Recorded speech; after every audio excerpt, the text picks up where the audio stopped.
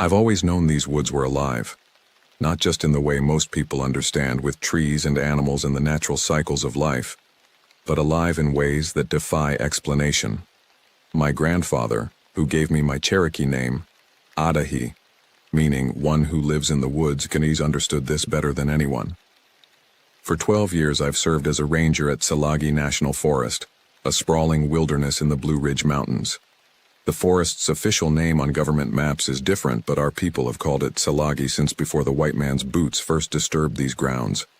It's a place where mist clings to ancient pines until midday, and where shadows seem to move of their own accord. The radio crackled to life on my belt. "Ranger Stevens, come in." The formal name, James Stevens, always felt foreign to me. I am Adahi to my family, to the elders, to myself. "Stevens here," I replied, pressing the talk button with my thumb as I navigated a steep section of the trail. Morning dew still clung to the undergrowth, dampening my boots. "We've got another missing persons report. Family of 4 this time. They were supposed to check in at Whitewater Campground last night. Never showed." I felt a familiar tightness in my chest. "Any last known coordinates?" "They were hiking the Ridge Trail yesterday afternoon. Planned to camp at the Overlook.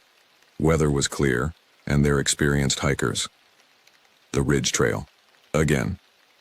The third disappearance in that area this season.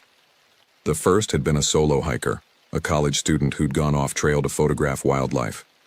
They found his backpack 2 weeks later, camera intact, with strange, blurry photos of something large moving between distant trees. The second was an older couple who'd been coming to these mountains for 30 years without incident. "I'll head that way now," I said. "Any search parties organized yet?" "County rescue is assembling. ETA 90 minutes. You're closest." "Copy that. I'll check in when I reach the ridge." As I changed direction toward the Ridge Trail, my mind wandered to the stories my grandfather told around the fire when I was a child. Stories of Nunyunui, the stone man who stalked these forests, and of Kexle Kudle, the legendary hairy man of the mountains.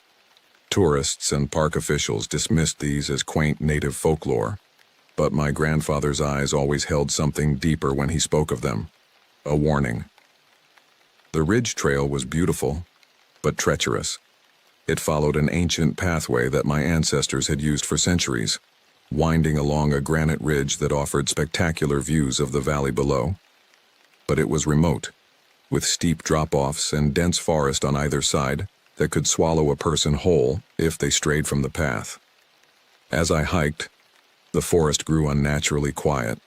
No bird song, no rustling of small animals in the underbrush, just the sound of my own breathing and the crunch of my boots on the trail. Rangers develop a sixth sense for their territory, and something was off.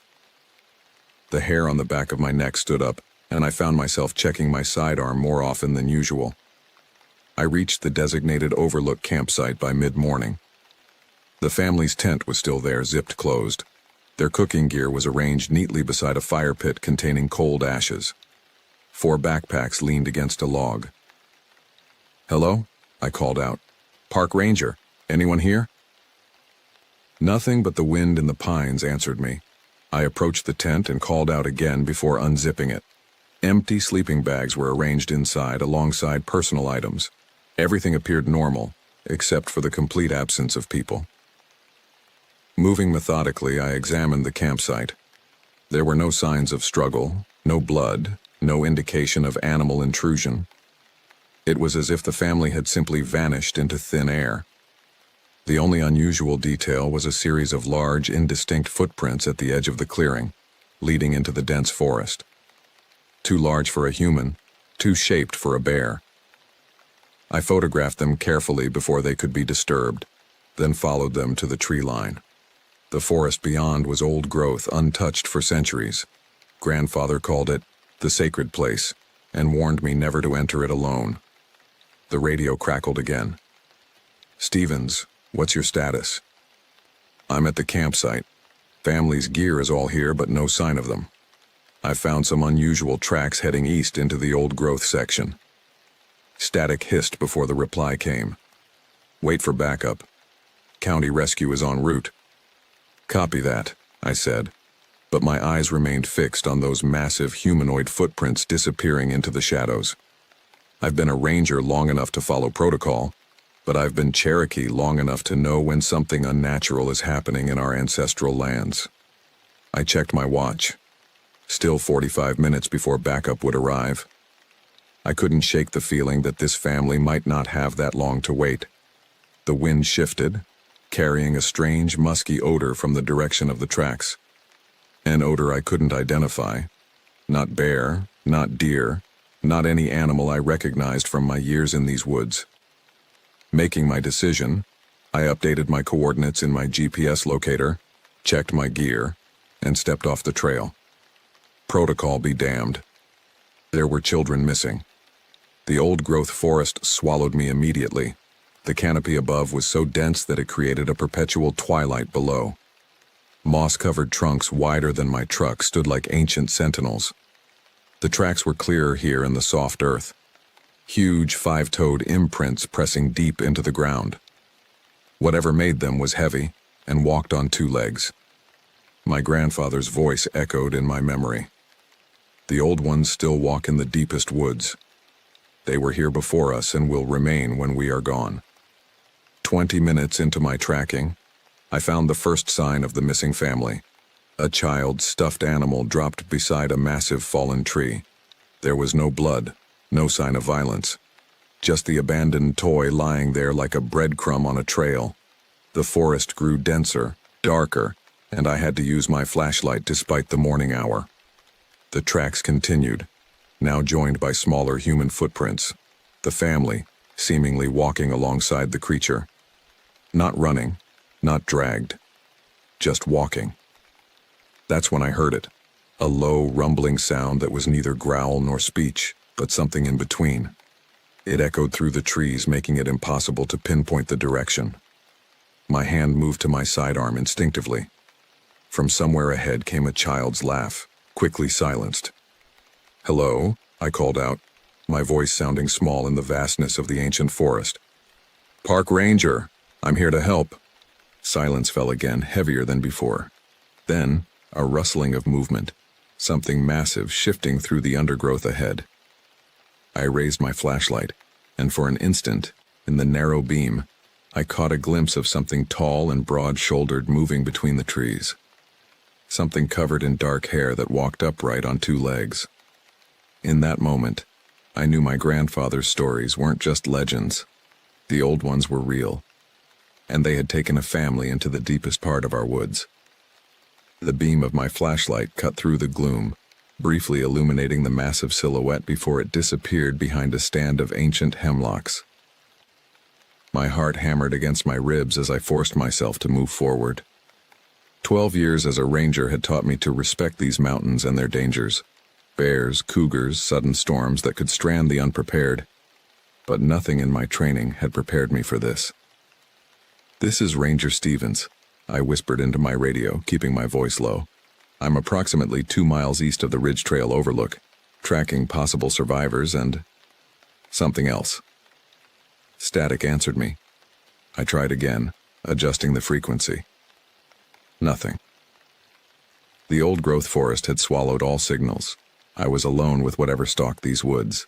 The tracks continued deeper into a ravine where a small creek cut through the forest floor. The water ran clear over smooth stones, and beside it I found another sign of the missing family. A man's boot print in the mud, alongside those larger, inhuman prints. They had stopped here, perhaps for water. A branch snapped somewhere ahead, and I froze, listening intently. The forest had gone silent again. No birds, no insects, as if every living thing was holding its breath. In the stillness, I could hear my own pulse throbbing in my ears. Moving as quietly as possible, I continued following the tracks. The ravine narrowed, the sides steepening until I was making my way through what amounted to a natural corridor of stone and earth. The tactical part of my brain screamed that I was walking into a natural trap, but the tracks led onward, and with them, my only hope of finding the missing family. The temperature dropped noticeably as I progressed. The summer heat that had made the higher trails uncomfortable couldn't penetrate this deep into the earth. My breath began to fog in front of my face, and I pulled my jacket closer around me. The narrow passage suddenly opened into a small clearing, dominated by an enormous tulip poplar, the largest I'd ever seen. Its trunk must have been 12 feet in diameter, its lowest branches starting 50 feet up. At its base, nestled between massive roots, was what appeared to be an opening, a dark void leading beneath the tree. And surrounding that opening were dozens of items: a hiker's boot, a tattered backpack, a camera, a child's jacket, objects I recognized from missing persons reports over the years. This wasn't just about one family. This was a collection, a trophy pile. My blood ran cold as I cataloged the items with my flashlight. Some were relatively new, others had clearly been exposed to the elements for years, perhaps decades.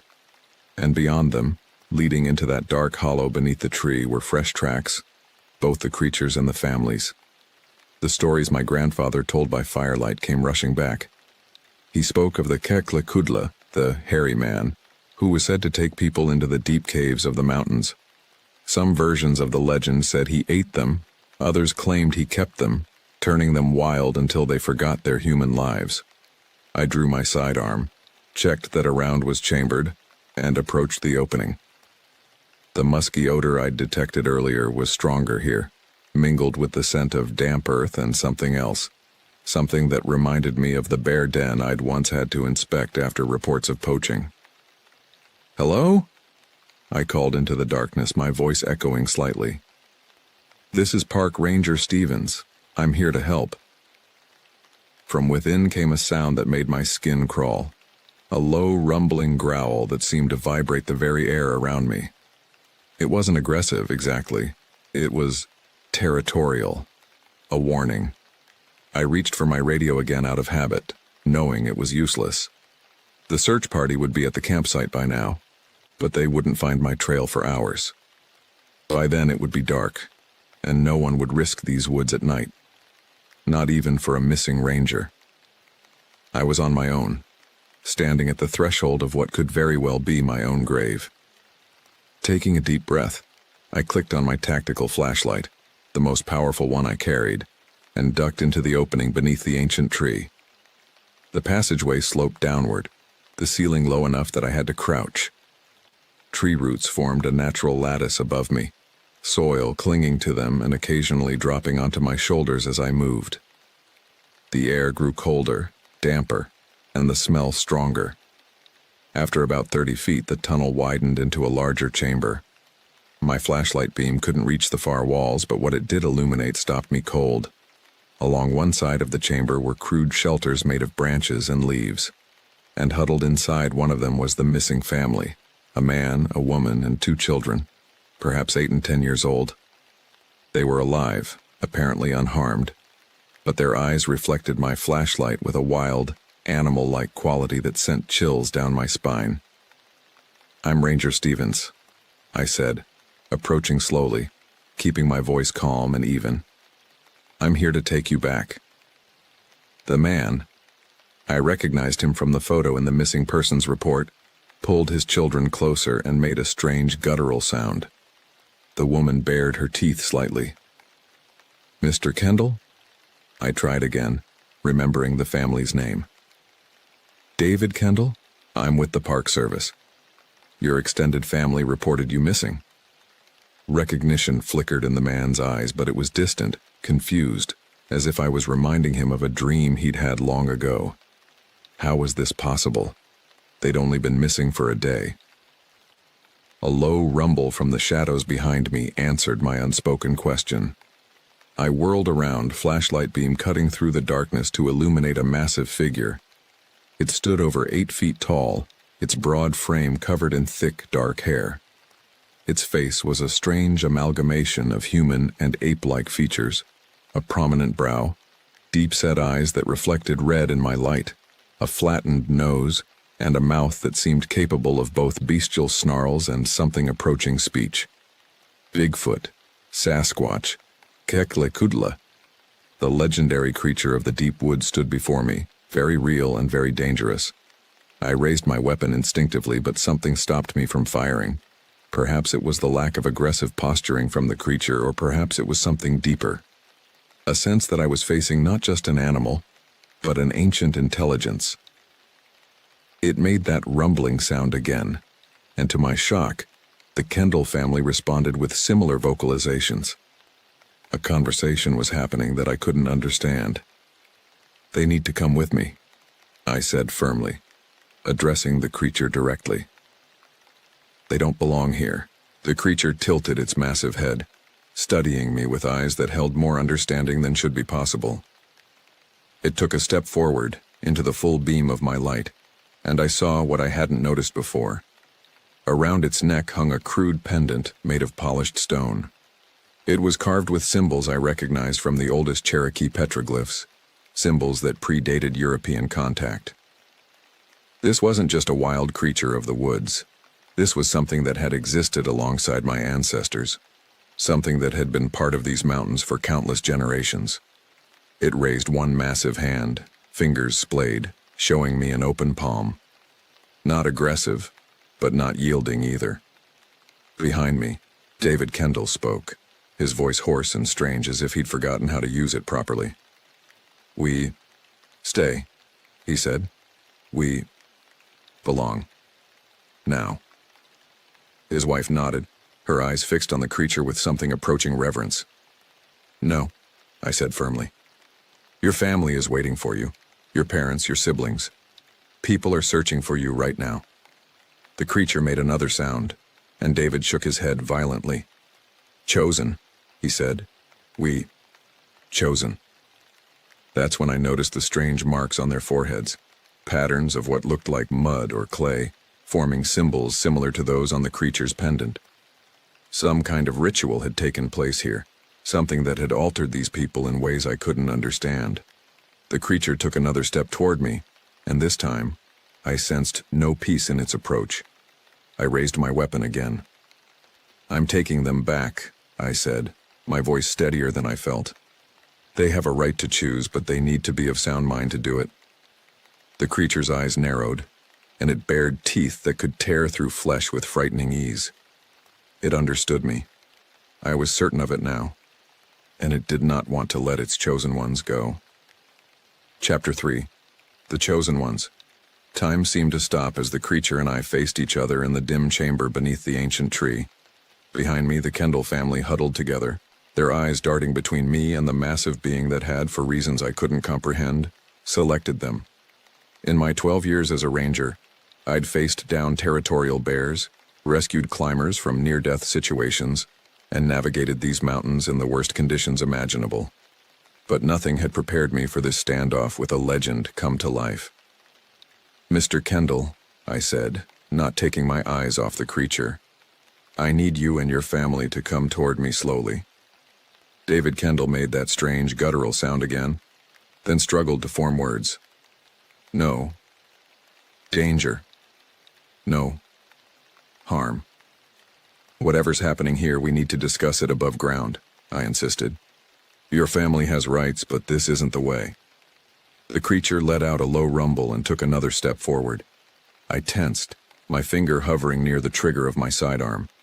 "Don't," David said, his voice clearer now, urgent. Protector, Ancient One." The creature raised its massive hand again, this time pointing at my chest, then at its own. A gesture of equivalence, recognition. That's when it clicked. The pendant, the symbols, the reverence in the family's eyes.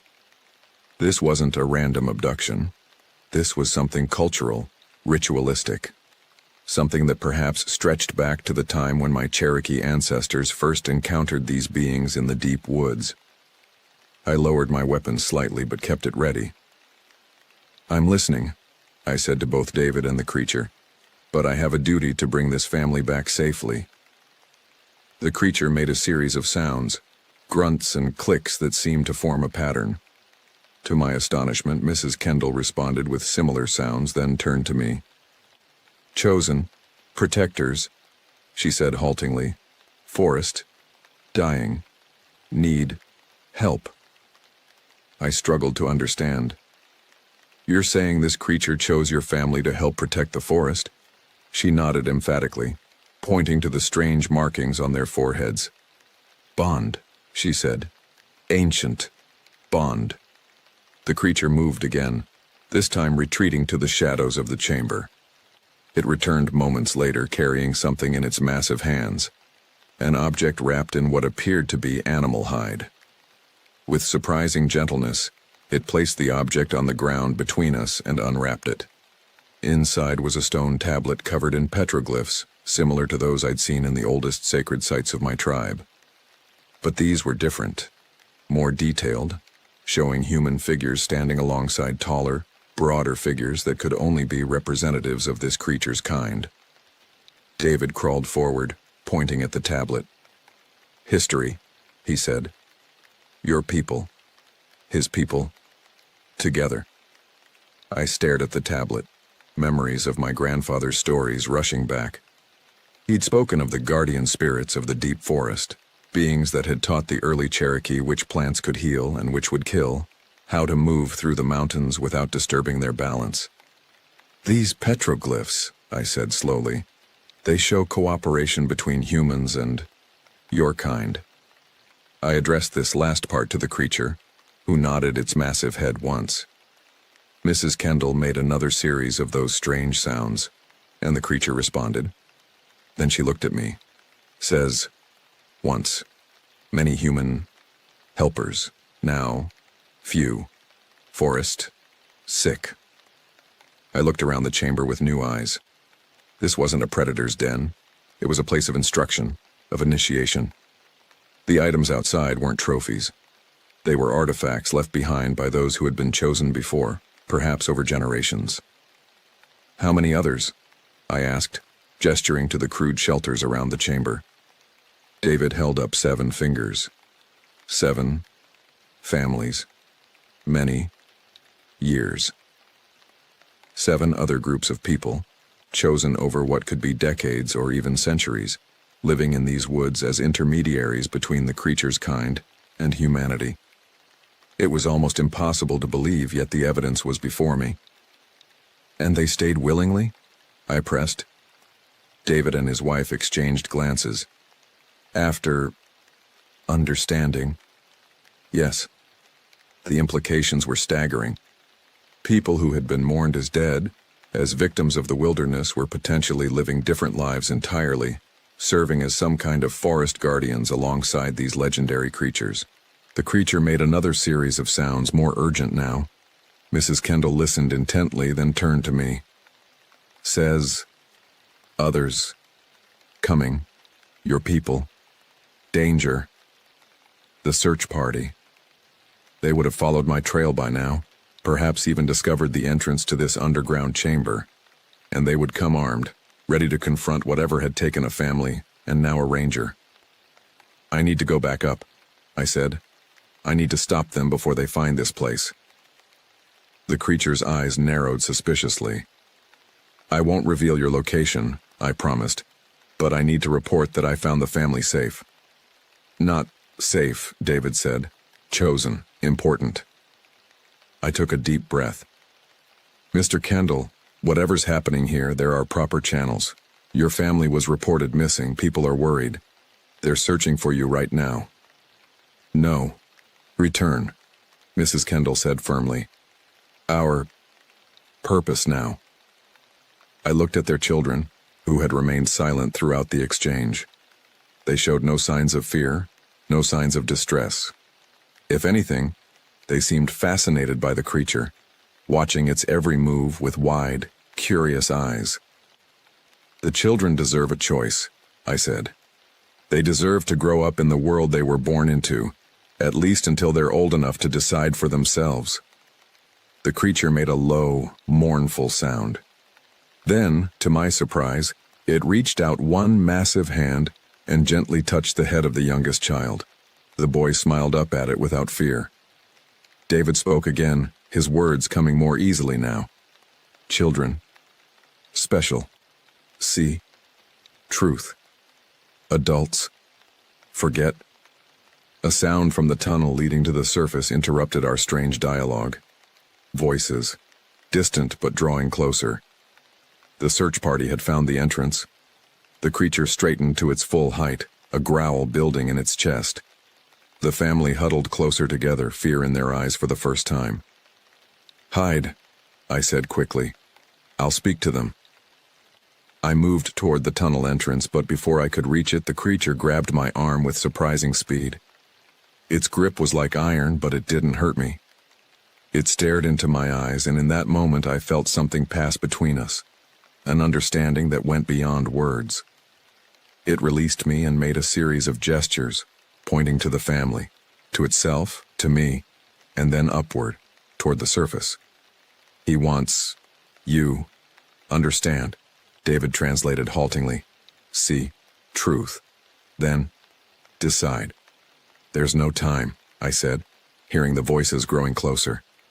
The creature reached for its pendant and removed it from around its neck. It pressed the stone carving into my palm and closed my fingers around it. "Symbol," Mrs. Kendall explained. "Trust. Return. Alone.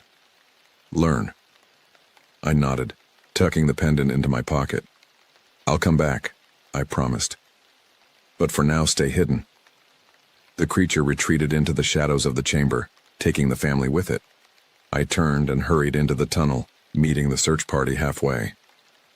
"Stevens," exclaimed Rodriguez, one of the county rescue team members. "Thank God. Did you find them?" I hesitated for just a moment. "No sign of the family in this direction," I lied. "Just some strange tracks that led me to this old root cellar, probably used by settlers a century ago." Rodriguez looked past me, his flashlight beam probing the darkness. "What's down there?" "Nothing but roots and dirt," I said. "I've been searching for hours. We should head back, regroup, try another direction." He seemed suspicious, but nodded. "The rest of the team is checking the western ridge. Let's join them." As we climbed back to the surface, I felt the weight of the stone pendant in my pocket. I had just lied to a fellow rescue worker, violated every protocol I was sworn to uphold. And yet, I couldn't shake the feeling that I had glimpsed something profound in that underground chamber, something that connected to my heritage in ways I was only beginning to understand. The creature, the Kekla Kudla of my grandfather's stories, was real, and it had chosen me as surely as it had chosen the Kendall family. That night, as the search continued in all the wrong places, I sat alone in my cabin, examining the pendant by lamplight. The symbols carved into its surface seemed to shift and change as I turned it, telling a story I could almost, but not quite comprehend.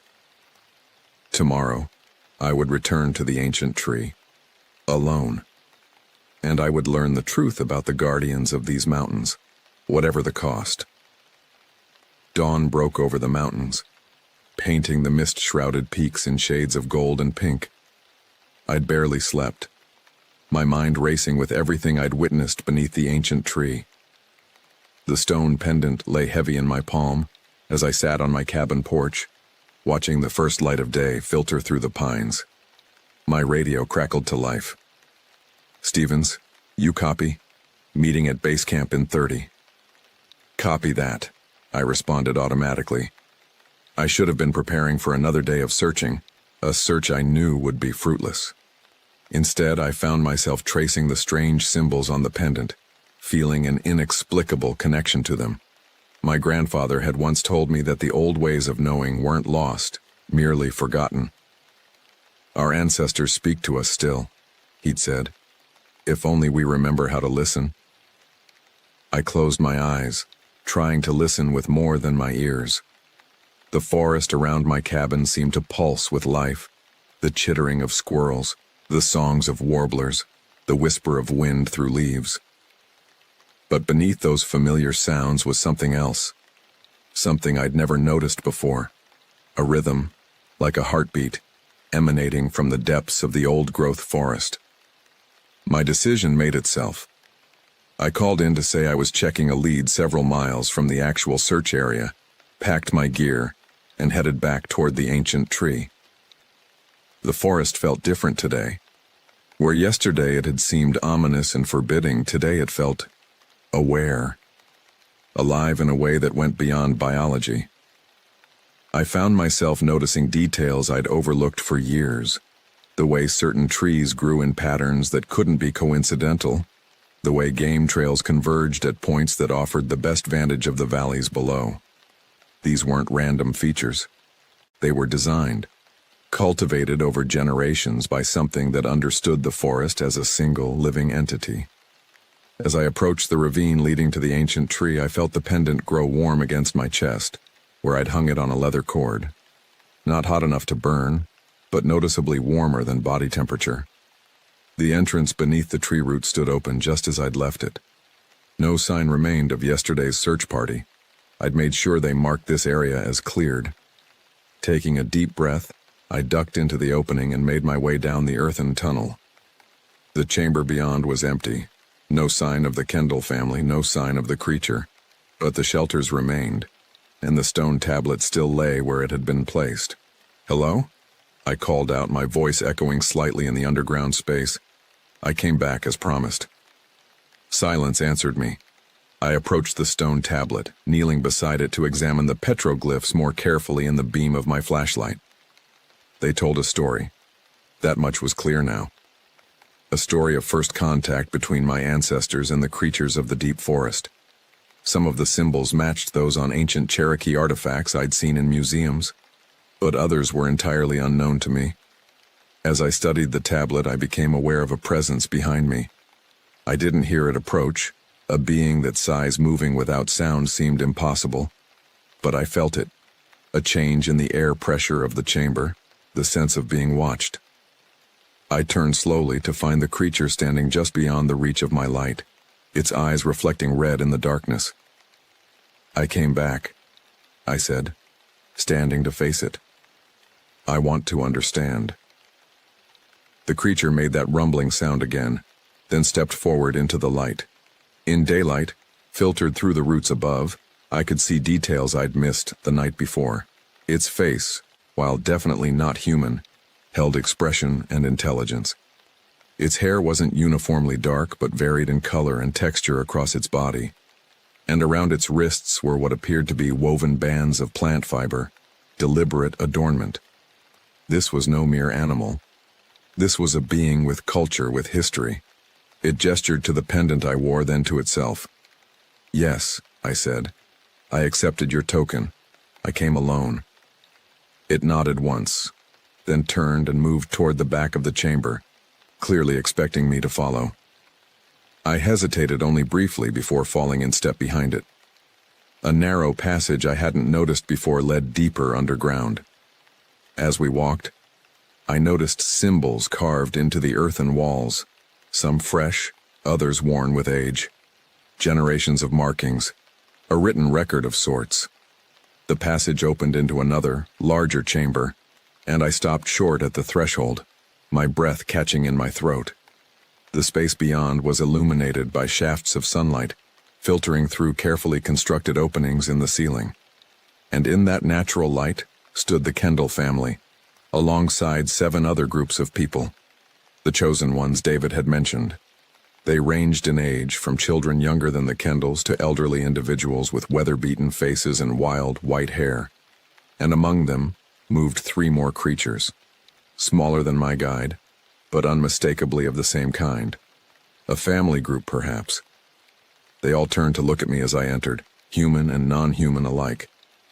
The expressions on the human faces ranged from curiosity to wariness, to what appeared to be pity. An elderly man separated himself from the group and approached me. His clothes were tattered but had clearly once been modern hiking gear. Around his neck hung a pendant similar to mine. "You are Cherokee," he said, his voice rough from disuse but his words clear. "That is good. Your people remember even if they do not know they remember." "Who are you?" I asked. "How long have you been down here?" He smiled, revealing surprisingly well-maintained teeth. Was Dr. Thomas Blackwood, anthropologist, University of North Carolina. I came to these mountains in 1981 to study Cherokee petroglyphs." He gestured to the creatures. "I found something much more significant." 1981 warned. This man had been living underground with these creatures for over 40 years. "The others?" I asked, looking at the assembled group. Chosen over many years, he explained. Some recent, like the Kendall family. Others, he nodded toward an elderly couple, have been here since before my time. Chosen for what? I pressed. What's happening here? Dr. Blackwood exchanged glances with the large creature that had led me here. Some unspoken communication passed between them. Walk with me, he said, leading me toward the center of the chamber where a pool of clear water reflected the sunlight from above. What do you know of your Cherokee ancestors' relationship with these mountains? That they considered them sacred, I replied. That they believed guardian spirits dwelled in the deepest forests. He nodded. Not spirits, guardians. He gestured to the creatures. The Sanagogwili. Those who live apart. Your people knew them, respected them, learned from them. Bigfoot, I said. Sasquatch. Dr. Blackwood grimaced. Crude names for beings that predate human civilization in these mountains. They were here first, Ranger Stevens, and they allowed us to stay, to learn, to become part of the forest cycle. Until colonization, I guessed. Yes. As white settlers pushed into these lands, the Sanagogwili retreated deeper into the mountains. The old agreements were forgotten. The balance shifted. He gestured to the pool, and I looked down into its clear depths. At first, I saw only my own reflection. Then, something changed. The water seemed to ripple of its own accord, and images formed beneath its surface. Images of clear-cut mountainsides, polluted streams, dying wildlife. The forest is dying, Dr. Blackwood said solemnly. Not just here, but everywhere. The Sanagogwili have maintained the balance for thousands of years, but they cannot do it alone anymore. They need intermediaries, people who understand the human world but are willing to learn the old ways. The chosen ones, I said, understanding dawning. But why take people against their will? Why not reach out openly? One of the creatures, a smaller one with silver-streaked hair, approached the pool and made a series of complex vocalizations. Dr. Blackwood listened, then translated. She asks if you believe your government would acknowledge their existence peacefully, or would they be hunted, studied, confined? I had no answer. I knew how the discovery of such beings would play out in the modern world. The choosing is not random, Dr. Blackwood continued. They watch.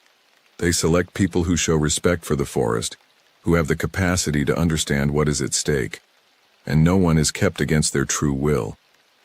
The Kendall seemed altered, I pointed out, not fully themselves. The bonding process is disorienting at first, he admitted. The Sanagogwili share their awareness of the forest, their way of sensing its rhythms, its needs. The human mind needs time to adjust to such perception. The large creature that had first encountered me made a deep, rumbling sound and placed one massive hand on my shoulder. Through my jacket, I could feel the surprising warmth of its palm. He says you were chosen long ago, Dr. Blackwood translated. When you were a child. You camped with your grandfather in the Western Valley. You wandered away, became lost. Do you remember? A memory surfaced. One I had half convinced myself was a dream. I was 7 years old, separated from my grandfather during a camping trip. Night fell, and I was alone, terrified. Then, a large figure had found me, led me back toward my grandfather's campfire, vanishing before we reached it. That was real? I whispered. Dr. Blackwood nodded. You were marked then, watched. Your return to these mountains as a ranger was no coincidence. The weight of this revelation settled over me. I had been chosen long before I knew there was anything to be chosen for. What exactly are you asking of me? I asked, looking from Dr. Blackwood to the creatures. To disappear? To join you down here? No, he said. Your role is different. You walk in both worlds already, the world of humans and the world of the forest. You can serve as a bridge, a protector. Help us protect the chosen ones. Help us restore the balance before it's too late. And the Kendalls? The others? They stay here? For now, until they learn, until they can serve their purpose. I thought of the search parties combing the mountains, of families mourning loved ones presumed dead, of the Kendalls' extended family waiting for news. There has to be a better way, I said. People don't just disappear without consequences. Dr. Blackwood's expression darkened. We tried other approaches. In the 1960s, several Sanigogwili revealed themselves to scientists they believed they could trust. Those scientists were discredited, their evidence confiscated. One of the Sanigogwili was killed, his body taken to a government facility. The creatures around us made sounds of distress at this recounting. The modern world is not ready to acknowledge what it cannot control, Dr. Blackwood continued, but it may be ready to save what it loves, the wild places, the ancient forests. That can be done without revealing the Sanigogwili's existence. I looked around at the assembled humans and creatures, this strange, secret community living beneath the ancient forest. Part of me wanted to reject everything I was hearing, to return to the surface and the comfortable certainties of my life. But the pendant hung heavy around my neck, and the memory of being saved as a child burned bright in my mind. What would I have to do? I asked finally. The largest creature approached carrying another stone tablet. This one was marked with a map of the national forest, with certain areas highlighted by symbols I didn't recognize.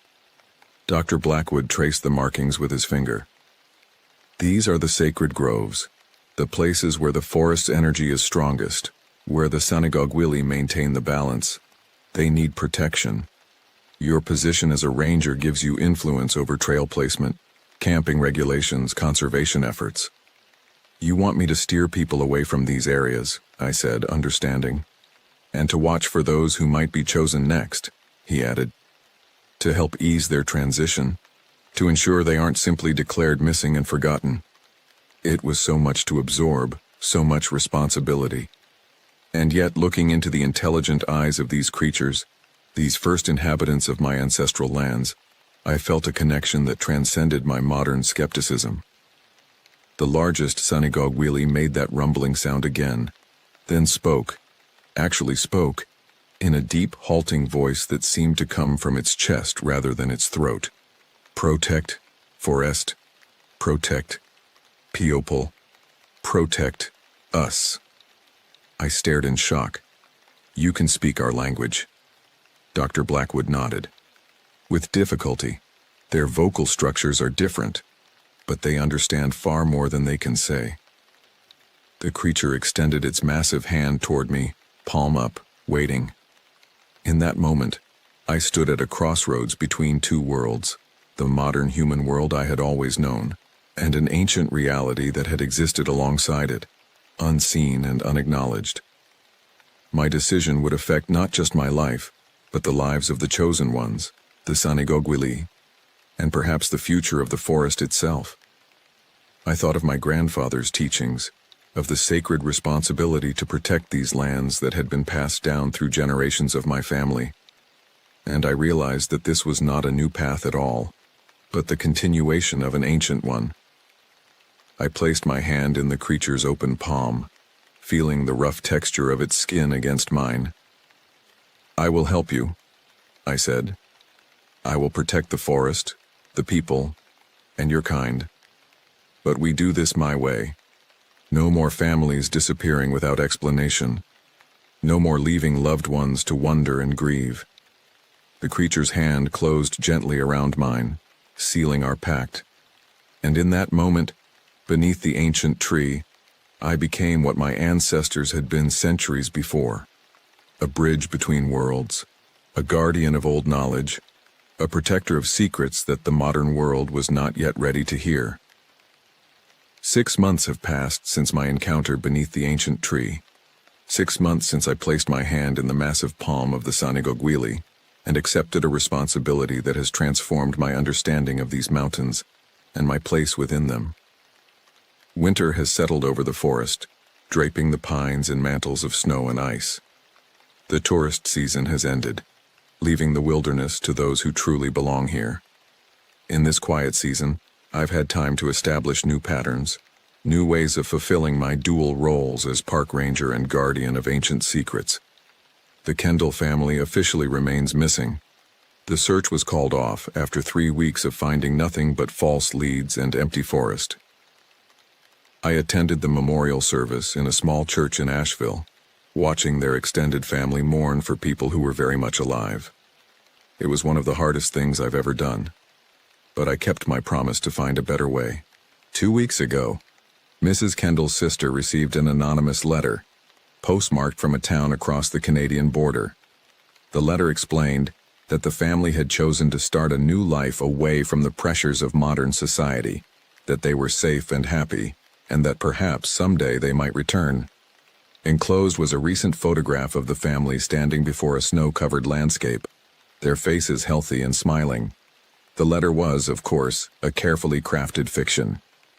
The Kendalls remain in the mountains learning from the Sanigogwili, gradually becoming part of that hidden community beneath the ancient tree. But the letter has given their family something they desperately needed: closure, and the fragile hope that their loved ones are still alive somewhere. Similar letters have been arranged for the families of other chosen ones, carefully staged to suggest new lives in remote locations rather than disappearances into the forest. It's not a perfect solution, but it's better than endless uncertainty. My own role has evolved in ways I never anticipated. On the surface, I remain Ranger James Stevens, dedicated protector of Salagi National Forest. I file my reports, I lead the occasional tour group, I enforce park regulations with the same diligence I always have. But my patrols now follow patterns dictated by more than Park Service protocols. I monitor the sacred groves marked on the Sanigogwili's stone map, ensuring that human intrusion remains minimal. I've advocated successfully for several conservation zones that restrict human access to the most sensitive areas, citing rare plant species or erosion concerns rather than the truth. And I watch for potential chosen ones, hikers and campers who show unusual reverence for the forest, who seem to sense something deeper in these mountains than mere recreation. I observe them from a distance, noting names and patterns, passing this information to Dr. Blackwood and the Sanigogwili during my regular visits beneath the ancient tree. Today is one such visit. As I approach the massive tulip poplar, snow crunching beneath my boots, I feel the familiar warmth of the pendant against my chest. It has become more than a symbol. It's a conduit of sorts, enhancing my awareness of the forest in ways I'm still learning to understand. The entrance beneath the roots is more concealed in winter, but my eyes know where to look. I clear away the light covering of snow and dead leaves and slip into the earthen tunnel that has become as familiar to me as the trail to my own cabin. The chamber beyond is warmer than the forest above, the natural insulation of earth and root maintaining a temperature that remains comfortable even in the depths of winter. I'm expected. I always am these days. The Sanigogwili seem to sense my approach long before I arrive. Dr. Blackwood greets me at the entrance to the main chamber, his wild white beard now trimmed neatly, his posture more upright than when I first met him.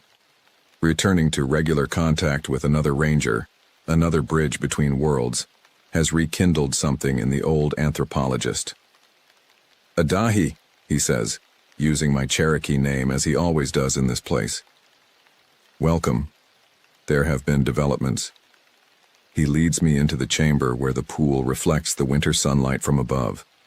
The Kendall children are there, helping one of the younger Sanigogwili sort through a collection of plants, learning the old knowledge of forest medicine that my ancestors once practiced. They look up and wave to me, their eyes clear and aware. The initial disorientation of their choosing has passed, leaving them changed but fully conscious, fully themselves again. They've adapted to this strange dual existence faster than their parents, as children often do. The forest spoke last night, Dr. Blackwood says, his voice low. The eldest Sanigogwili had a vision. Among the hidden community, such visions are treated with the utmost seriousness. The eldest Sanigogwili, a female with silver-white hair and eyes that seem to contain the wisdom of centuries, rarely shares her insights with humans. When she does, it portends significant change. What did she see? I ask, feeling a flutter of apprehension. Strangers coming to the eastern valleys, he replies. Men with machines, seeking what lies beneath the earth. My heart sinks. I know immediately what this means. For months, there have been rumors of mineral rights being investigated in the counties surrounding the national forest. The park itself is protected, but its boundaries are not immutable if valuable resources are discovered. Surveyors, I say. Prospectors. Dr. Blackwood nods grimly. The eldest believes they seek the rare earth elements that lie deep beneath the sacred groves, elements that have contributed to the unique properties of this forest for millennia. The implications are staggering. Mining operations, even outside the official boundaries of the park, could disrupt the ancient balance the Sanigogwili have maintained. The runoff alone could poison streams that feed the heart of the forest. What does she suggest we do? I ask. Before Dr. Blackwood can answer, a deep rumbling voice speaks from the shadows of the chamber. Show, truth, to, right, people. The largest Sanigogwili, the one I first encountered, whom I now know is called something that translates roughly to Riverstone, steps into the light. In the months since our first meeting, we've developed a connection that transcends the limitations of language, a mutual respect built on shared purpose. Show the truth? I repeat, uncertain. You mean, reveal your existence? Riverstone makes a negative gesture. Not a human headshake, but his own equivalent. Not all, few, chosen. Dr. Blackwood clarifies. The eldest believes it's time to expand our circle of guardians. Not just individuals who leave their old lives behind, but influential people who can return to the human world carrying the knowledge of what must be protected. You're talking about showing yourselves to people who would have the power to stop the mining, I say, understanding dawning. Scientists, politicians, people with influence. Carefully chosen, Dr. Blackwood emphasizes. People whose words carry weight, but who also have the wisdom to understand why some truths must remain hidden from the wider world. It's a dangerous proposition. Expanding the circle of knowledge always increases the risk of exposure. But I also understand the necessity. The traditional methods of protection, chosen ones living in seclusion, rangers like me subtly redirecting human activity, may not be enough to counter the threat of modern resource extraction.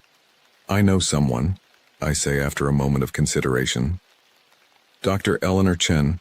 She's an environmental scientist who's been studying the unique biodiversity of these mountains for years. She has connections in Washington, respect in the scientific community, and she has an unusual openness to possibilities beyond conventional understanding.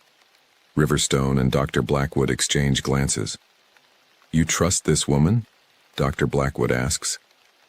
With my life, I reply, and with your secret. Riverstone makes that rumbling sound that I've come to recognize as thoughtful consideration. Then he nods once, decisively. Bring her when snow melts. Spring, a time of renewal, of new beginnings, a fitting season to expand the circle of guardians. There will be others we need to bring in as well, I say, thinking aloud. People with different kinds of influence. A carefully constructed network. A return to the old ways, Dr. Blackwood says, a hint of wonder in his voice. When my ancestors first came to these mountains, they approached the indigenous peoples with arrogance, seeing only primitives living in harmony with nature. They never understood that this harmony was not simple, not accidental, but the result of ancient agreements with beings like the Sanigogwili, guardians who taught humans how to live as part of the forest rather than its conquerors. Riverstone places his massive hand on my shoulder, the gesture that has become his way of conveying trust and solidarity. Protect, balance, he says, together.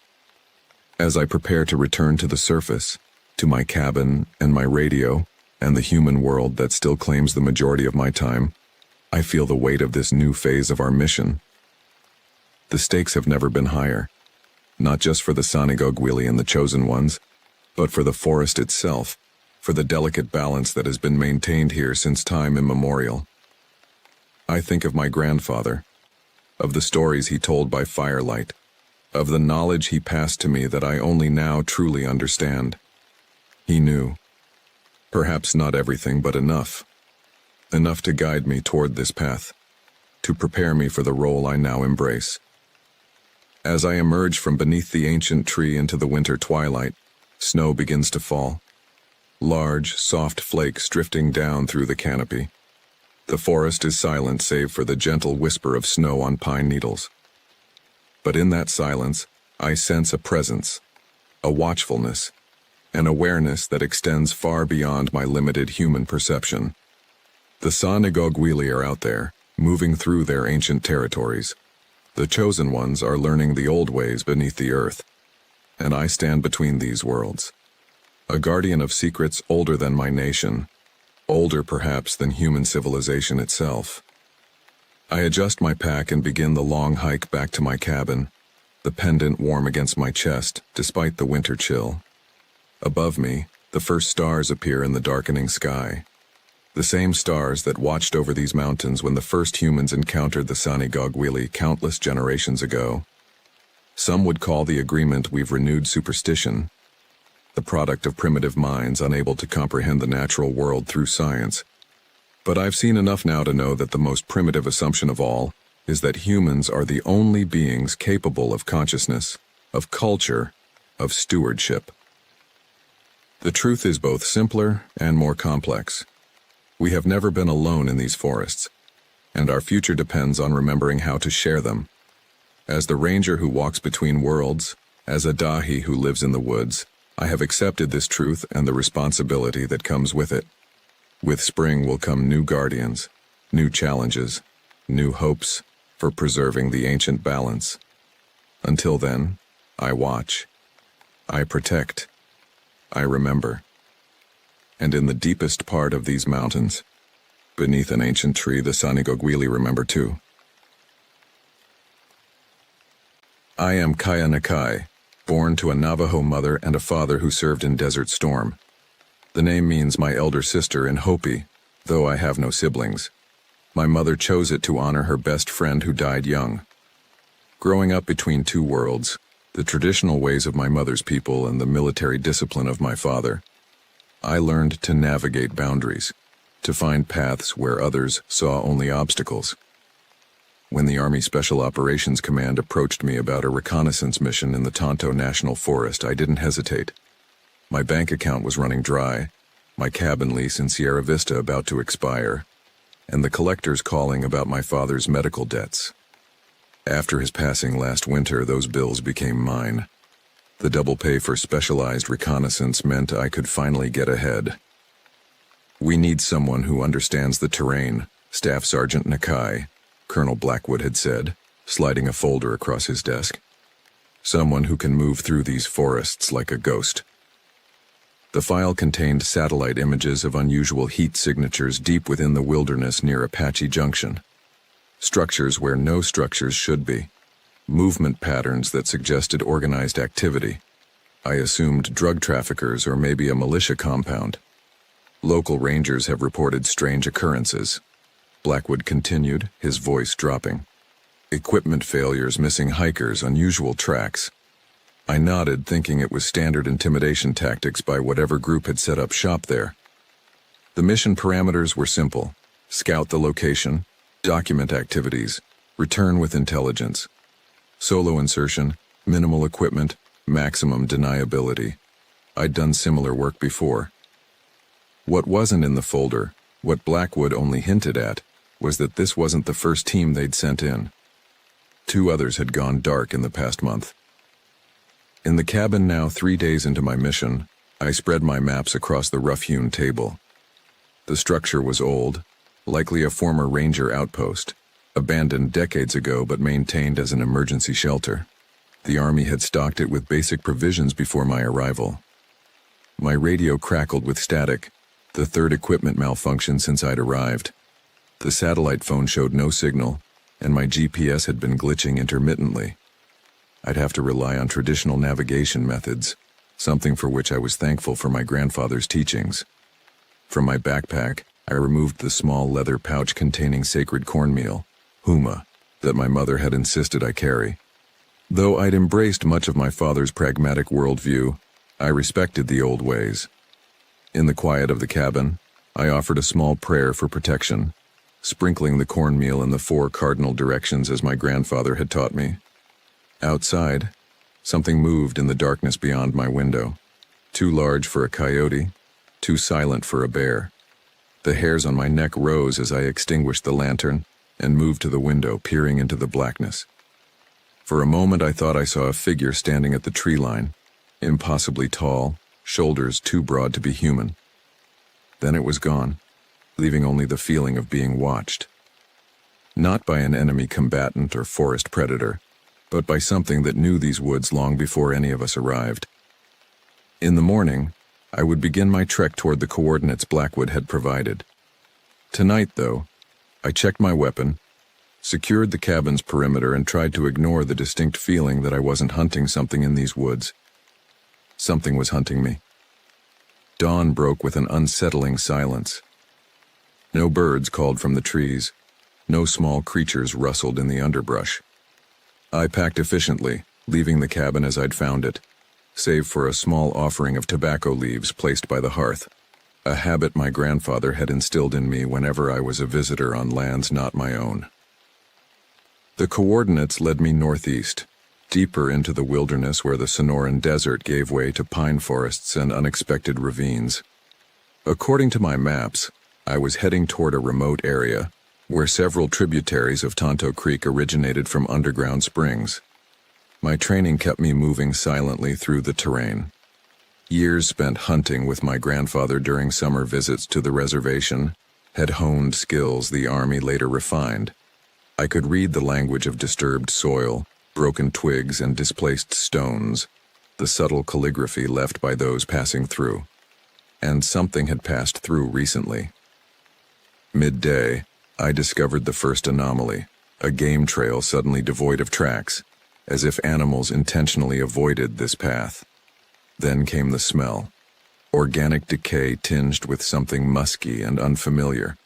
Finally, the silence deepened, creating a void that pressed against my eardrums. I documented everything in my weatherproof notebook, taking photos with the specialized camera Blackwood had provided. Whatever was happening here, I was building a record. By late afternoon, I reached a small clearing where the trees had been damaged, not cut or burned, but bent and twisted as if something massive had thrashed among them. At the center lay a half-eaten deer carcass, its chest cavity splayed open, internal organs missing. The precision of the wound suggested tools, but the bite marks on the remaining flesh belonged to no predator I recognized. Something rustled in the bushes behind me. I spun, M4 carbine raised, to find nothing but swaying branches. The weight of unseen eyes pressed against my back as I photographed the site. "Hello?" I called out, immediately regretting breaking silence. My voice sounded foreign in the unnatural quiet, too loud yet somehow smothered. No response came, but the feeling of being observed intensified. I decided to push forward to the primary coordinates before nightfall. The landscape changed subtly as I hiked, rock formations that didn't match the surrounding geology, plant species that shouldn't thrive at this elevation. Nothing dramatically wrong, just an accumulation of small inconsistencies that raised the hairs on my arms. As dusk approached, I came upon a small stream where I planned to refill my water supply. Kneeling by the water's edge, I noticed something embedded in the soft mud of the bank, a footprint unlike any I'd seen before. It was enormous, at least 18 inches long, with 5 distinct toe impressions splayed wider than a human's would be. The impression was deep, suggesting tremendous weight. Most disturbing was the clear definition. This wasn't an old track degraded by time and elements. It had been made recently, the edges still crisp. I photographed it alongside my own boot for scale, then carefully took measurements. Whatever left this print would stand over 8 feet tall, based on human proportions. But these weren't human proportions. As I worked, a low grunting sound emanated from the dense forest across the stream. I froze, hand moving instinctively to my sidearm. Through the gathering shadows between the trees, something moved. A massive silhouette, upright yet not quite human in its proportions. Our eyes met across the water. Though I couldn't clearly see its face in the dimming light, I felt its gaze lock onto mine with unmistakable intelligence. Not animal curiosity, but conscious recognition. Then it was gone, melting into the forest with surprising grace for its size. Night was falling rapidly. I needed shelter. According to my map, there was a small cave system nearby. Not ideal, but better than exposing myself in the open. As I moved toward it, I couldn't shake the sensation of being herded, as if my path was being subtly influenced by my unseen observer. When I reached the cave entrance, I hesitated. Darkness yawned before me, but the alternative was spending the night exposed to whatever roamed these woods. I switched on my tactical light and stepped inside, unaware that I was walking exactly where it wanted me to go. The cave mouth opened like a wound in the earth, exhaling cool air that carried the mineral scent of underground water and something else. A musky, organic odor I'd first detected near the mutilated deer. I paused at the threshold, fighting the instinct to retreat. Standard operating procedure warned against entering confined spaces without backup, but darkness was falling rapidly, and whatever had left those tracks was still out there. Between the unknown threat outside and the sheltered darkness within, I chose the darkness. The entrance narrowed quickly, forcing me to duck as I progressed. My tactical light cut through the blackness, revealing limestone walls polished smooth by centuries of water. The main passage descended at a gentle grade, widening after about 50 yards into a chamber roughly the size of the cabin I'd left that morning. Signs of habitation immediately caught my attention. Not recent human presence, but something else. The floor had been cleared of debris in certain areas, creating distinct spaces. In one corner, a pile of dried grasses and pine needles formed what appeared to be a crude bed. Along one wall, a collection of objects was carefully arranged. Deer antlers, colorful stones, fragments of metal that might once have been hiking equipment, and more disturbingly, tattered remnants of synthetic fabric, pieces of backpacks, a boot missing its laces, a shredded thermal jacket. I photographed everything methodically, maintaining my training despite the growing unease. This wasn't a natural formation of objects. This was collection, curation, purpose. The implications disturbed me more than any evidence of violence would have. Whatever roamed these woods wasn't just a predator. It possessed consciousness, preferences, perhaps even ritual. As I explored further, the cave revealed a network of smaller passages branching from the main chamber. One led to an underground spring, crystal clear water bubbling from the rock into a small pool before disappearing into another crevice. Another passage ascended steeply, potentially offering an alternative exit. The third, however, descended sharply into darkness. From this lowest passage came the smell, stronger now, pungent and primordial. I approached cautiously, training my light into its depths. The beam illuminated a disturbing tableau. Scattered bones, mostly animal but some alarmingly human-like in proportion, stripped clean of flesh and arranged in peculiar patterns across the cave floor. Among them lay more recognizable items: a military-grade boot identical to mine, a crushed satellite phone, fragments of tactical gear. Evidence of the previous teams, I realized with growing horror. This wasn't just a den, it was a killing floor. My radio suddenly crackled to life, making me flinch. Through bursts of static, I heard a voice, distant, distorted, but unmistakably human. Sector 7, anomaly continues. Not alone in there. Then silence. I keyed my transmitter. This is Staff Sergeant Nakai. Identity confirmation Sierra November 479. Do you copy? Nothing but static answered. Then, beneath the electronic noise, something else. A low, rhythmic sound like breathing, but deeper, closer to a growl, than human respiration. It wasn't coming from my radio. I killed my light immediately, dropping into a defensive crouch. In the absolute darkness, my other senses heightened. The breathing continued, emanating from somewhere in the main chamber I'd just left. It moved, circling, pausing, circling again, with deliberate, practiced stealth. Whatever it was, it knew these caves intimately. This was its territory, and I was an intruder. I silently readied my weapon, though every instinct told me that conventional tactics might prove useless against this adversary. My grandfather's voice suddenly echoed in my memory. Some threats cannot be fought, only survived. Some predators cannot be killed, only respected. The breathing stopped. Complete silence descended, more terrifying than any sound. I remained motionless, controlling my own breathing, focusing my awareness outward. Minutes passed like hours.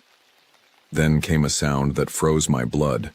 A soft, deliberate click of stone against stone, like someone lifting and replacing a rock with careful precision. It came from directly behind me, in a passage I could have sworn was empty moments before. Slowly, I turned, thumb finding the activation switch on my light. I hesitated, knowing that illumination would reveal me as surely as it would expose my stalker. In that moment of indecision, I felt warm breath against the back of my neck and caught a whispered sound, not quite speech, not quite animal, that might have been a word in a language older than any I knew. I pivoted and fired up my light in one motion, carbine raised. The passage was empty, but on the floor lay a single object that hadn't been there before. A smooth black stone, perfectly round, placed precisely where I had been standing. A message, a warning, a promise. Outside, night had fully claimed the forest. I was trapped in a labyrinth with something that knew every shadow, every passage, every potential escape route. Something that was, I now believed, herding me deeper into the earth for purposes I couldn't begin to comprehend. I established a defensive position in the main chamber, back against solid rock, with clear sight lines to all three connecting passages. Sleep was impossible, so I maintained a vigilant watch through the night. My light dimmed to conserve battery, but sufficient to prevent anything from approaching unseen. The night passed in tense silence. Occasionally I heard distant movements, scraping sounds from the deeper passages, the subtle shift of weight on stone. Once what might have been the soft cadence of retreating footsteps. Whatever shared these caves with me seemed content to observe from a distance. For now. By my watch, dawn had broken outside, though no light penetrated this deep. I needed to report my findings and extract. The mission parameters had changed. What we were dealing with wasn't human traffickers or militants, but something outside standard threat classifications. I checked my equipment. The satellite phone remained inoperable, and my radio produced nothing but static. The GPS functioned intermittently, showing my position then suddenly jumping miles away before going dark. My only reliable tool was the compass, which spun erratically when pointed towards certain passages. With supplies dwindling and no communication, I faced a difficult decision. Attempt to return to the extraction point through forests I now knew were hunted, or press deeper into the cave system, searching for another exit and perhaps answers about what had happened to the previous teams. Logic dictated retreat, but instinct pushed me forward. This wasn't just about completing a mission anymore. It was about understanding what we were facing. Something ancient lived in these woods, something intelligence agencies and military command needed to know about. I chose to explore the ascending passage, hoping it might lead to an alternative exit while keeping me sheltered from whatever roamed the forest. After securing my gear and leaving subtle markers that only another trained operative would recognize, I began my ascent. The passage narrowed as it climbed, requiring me to turn sideways in some sections. The walls displayed strange markings, not modern graffiti, but deeply carved symbols that reminded me of Anasazi petroglyphs I'd seen as a child, yet distinctly different. I photographed them methodically, noting their increasing frequency as I progressed. After nearly an hour of careful climbing, the passage opened into another chamber, smaller than the first, but with a peculiar quality to the air, fresher with the faint scent of pine. Somewhere this space connected to the surface. This room showed even more evident signs of habitation. The walls bore hundreds of the strange symbols, some carved recently enough that limestone dust still gathered below them. In the center stood a crude table-like structure formed from a flat rock balanced on smaller stones.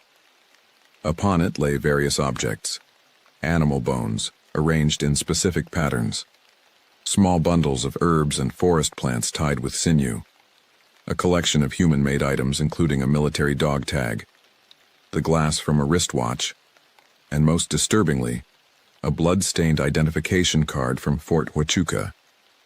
I approached cautiously, photographing everything before examining the ID.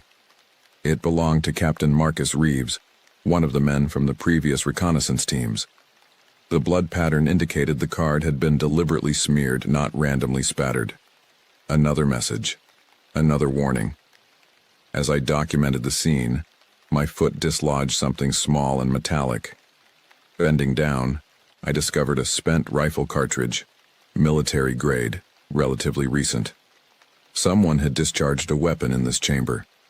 I found 3 more casings nearby, all pointing toward the far wall. Following their trajectory, I discovered a dark stain on the limestone, blood spatter, long dried. The pattern suggested the target had been massive, at least 7 feet tall based on the highest drops. More disturbing was how the spatter simply ended, as if whatever had been wounded had simply disappeared, leaving no trail. A faint breeze touched my face from somewhere above. Looking up, I spotted a narrow chimney in the rock, perhaps 2 feet in diameter, ascending toward daylight. An escape route, though a challenging one. As I considered my options, a strange rhythmic tapping began somewhere in the darkness. 3 quick taps, pause, 3 more, pause. Not random cave noise, but deliberate communication.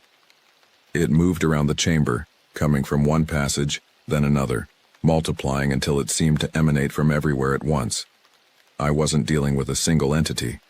There were more of them. The tapping stopped abruptly. In the silence that followed, I heard something new, labored breathing punctuated by a wet, gurgling sound. Human breathing. I turned my light toward the source. In an alcove I hadn't noticed before lay a man in tattered military fatigues, his body broken and twisted in ways that defied survival. Yet somehow he lived. Captain Marcus Reeves had been found. His eyes fluttered open as my light fell upon him, recognition and terror competing in his gaze. His lips moved, forming words without sound. I moved closer, kneeling beside him. "They speak," he whispered, blood bubbling at the corners of his mouth. "They understand. They've been watching us for centuries." I reached for my medical kit, though it was clear nothing could save him. "Who are they, Captain? What are they?" His hand clutched my wrist with surprising strength. "The tribes, knew. Called them Tseninahalea, the spirits that hide among rocks." His breathing became more labored. "Not monsters. Older than us. This is their land." "Why did they take you? Why keep you alive?" I asked, administering morphine to ease his pain. "Studying us. Learning from us." His eyes shifted, focusing on something behind me. "They'll let you go, if you show respect. Leave offerings. Speak with honor." I turned, following his gaze, but saw only shadows. When I looked back, Reeves was gone, his eyes vacant, body still. The tapping resumed, softer now, almost mournful. From the passages came the sound of movement, stone scraping against stone, the soft pad of feet larger than any human's. They were coming to collect their dead observer. I gathered my essential gear and moved toward the chimney. Whatever tactical advantage the darkness had offered was gone. These beings knew every shadow, every passage. My only hope lay in reaching the surface and open ground. As I prepared to climb, something large moved in the passage I'd entered through. I caught a glimpse of matted hair, powerful limbs, and eyes that reflected my light with unnerving intelligence. Our gazes locked for the second time, and I finally understood what I was seeing. Not a cryptid, not a monster, but something that had walked these lands long before humans claimed them. Something that had watched us arrive, watched us build our civilizations, watched us tell stories around campfires about the strange creatures in the wilderness. It raised one massive hand, fingers splayed in what might have been a gesture of peace or warning. Then it melted back into darkness, leaving me alone with the dead captain and a decision about what knowledge I would carry back to the world of men. The climb through the chimney nearly killed me. Twice I lost my footing, saved only by wedging myself against the narrow walls before falling back into the waiting darkness. The rock face was slick with moisture, offering treacherous handholds that crumbled under pressure. But the alternative, remaining in the chamber with its dead inhabitant and watchful visitors, drove me upward with desperate strength. When I finally emerged, daylight had begun to fade. I'd lost an entire day in the cave system, though it had felt like mere hours. Disoriented, I checked my compass, which now functioned normally, indicating I'd traveled nearly 2 miles underground from my original entry point. I found myself in a small clearing surrounded by dense pine forest. In the fading light, the trees formed a wall of shadows, their branches interlocking like sentinels. The silence that had initially disturbed me now seemed to carry meaning, not an absence of sound, but a deliberate quieting, as if the forest itself was listening. My priority was reaching the extraction point, still a day's journey northwest. But first I needed to secure what intelligence I'd gathered. I found a sheltered spot beneath an overhanging rock and began transferring photos from my camera to the encrypted hard drive Blackwood had provided. As images flashed across the small display, the footprints, the cave markings, the arranged objects, Reeves' lifeless body, I began to question what report I would actually deliver. What I'd encountered defied military classification. These weren't enemy combatants or unknown hostiles. They were something else entirely. Original inhabitants of this continent who had chosen invisibility over conflict, retreat over confrontation. They had killed, yes, but they had also shown restraint, curiosity, perhaps even mercy. They could have ended me at any moment in those caves. The tribes had known, as Reeves said. My own ancestors had stories of the Yaitso and Seininahalea, tall beings dwelling in mountain strongholds, powerful but reclusive. I'd always considered them metaphors or cautionary tales. Now I understood they were history, passed down through generations who knew better than to seek proof. Night fell completely as I finished backing up my data.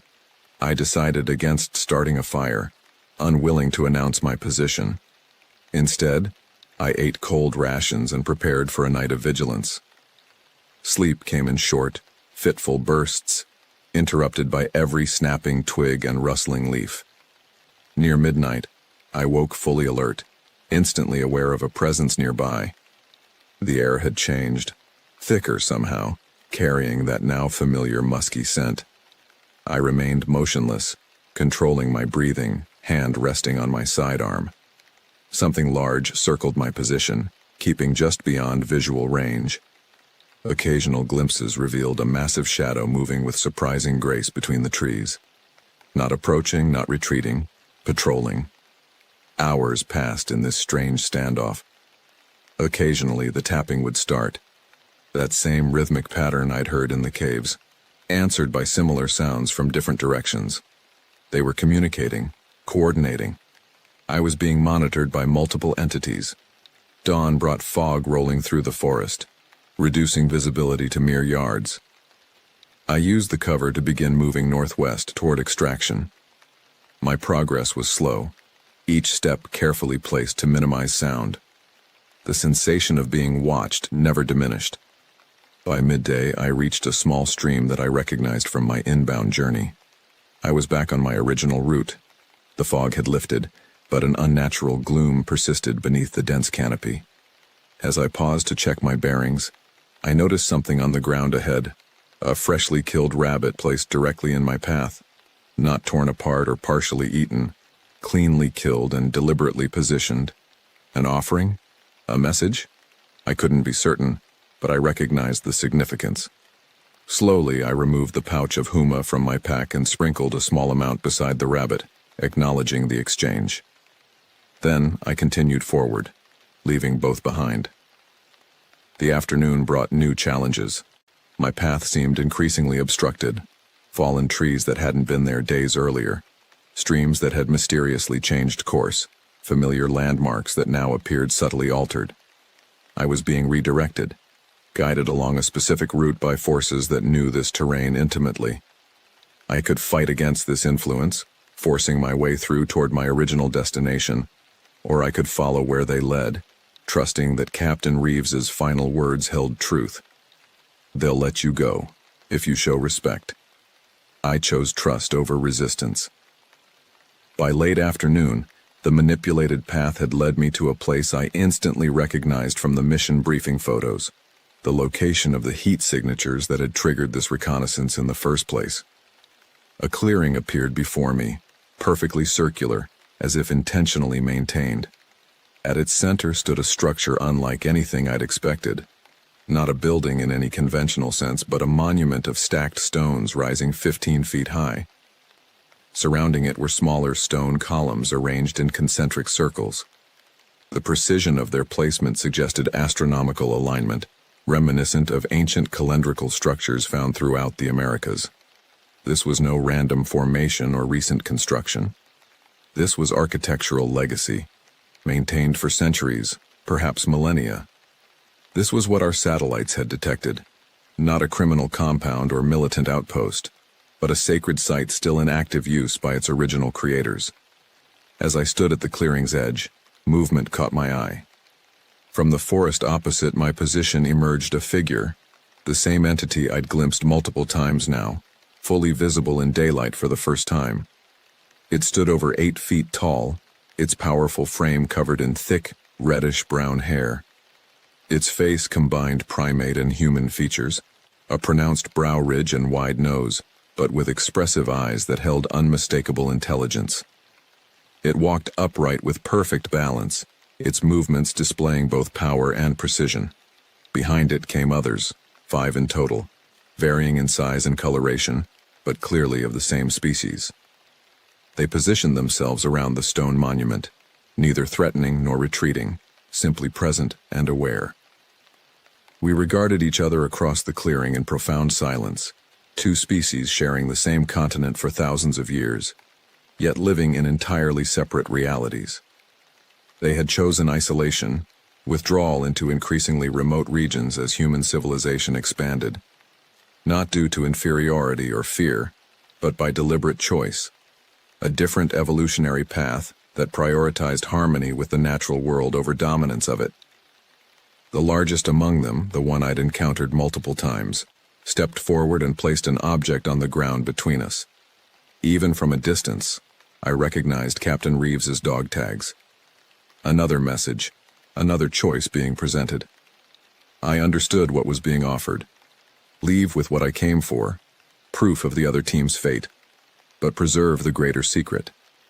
Return to my world with a mundane explanation rather than the truth. In that moment, standing at the threshold between worlds, I made my decision about what knowledge I would carry back from these woods. The extraction point was exactly where it should have been, a small clearing suitable for helicopter landing, marked with the arranged stones I'd placed on my inbound journey. My GPS suddenly functioned perfectly, and my radio crackled with clear transmissions as soon as I approached. It was as if an invisible boundary had been crossed, returning me to the world of functioning technology and military protocol.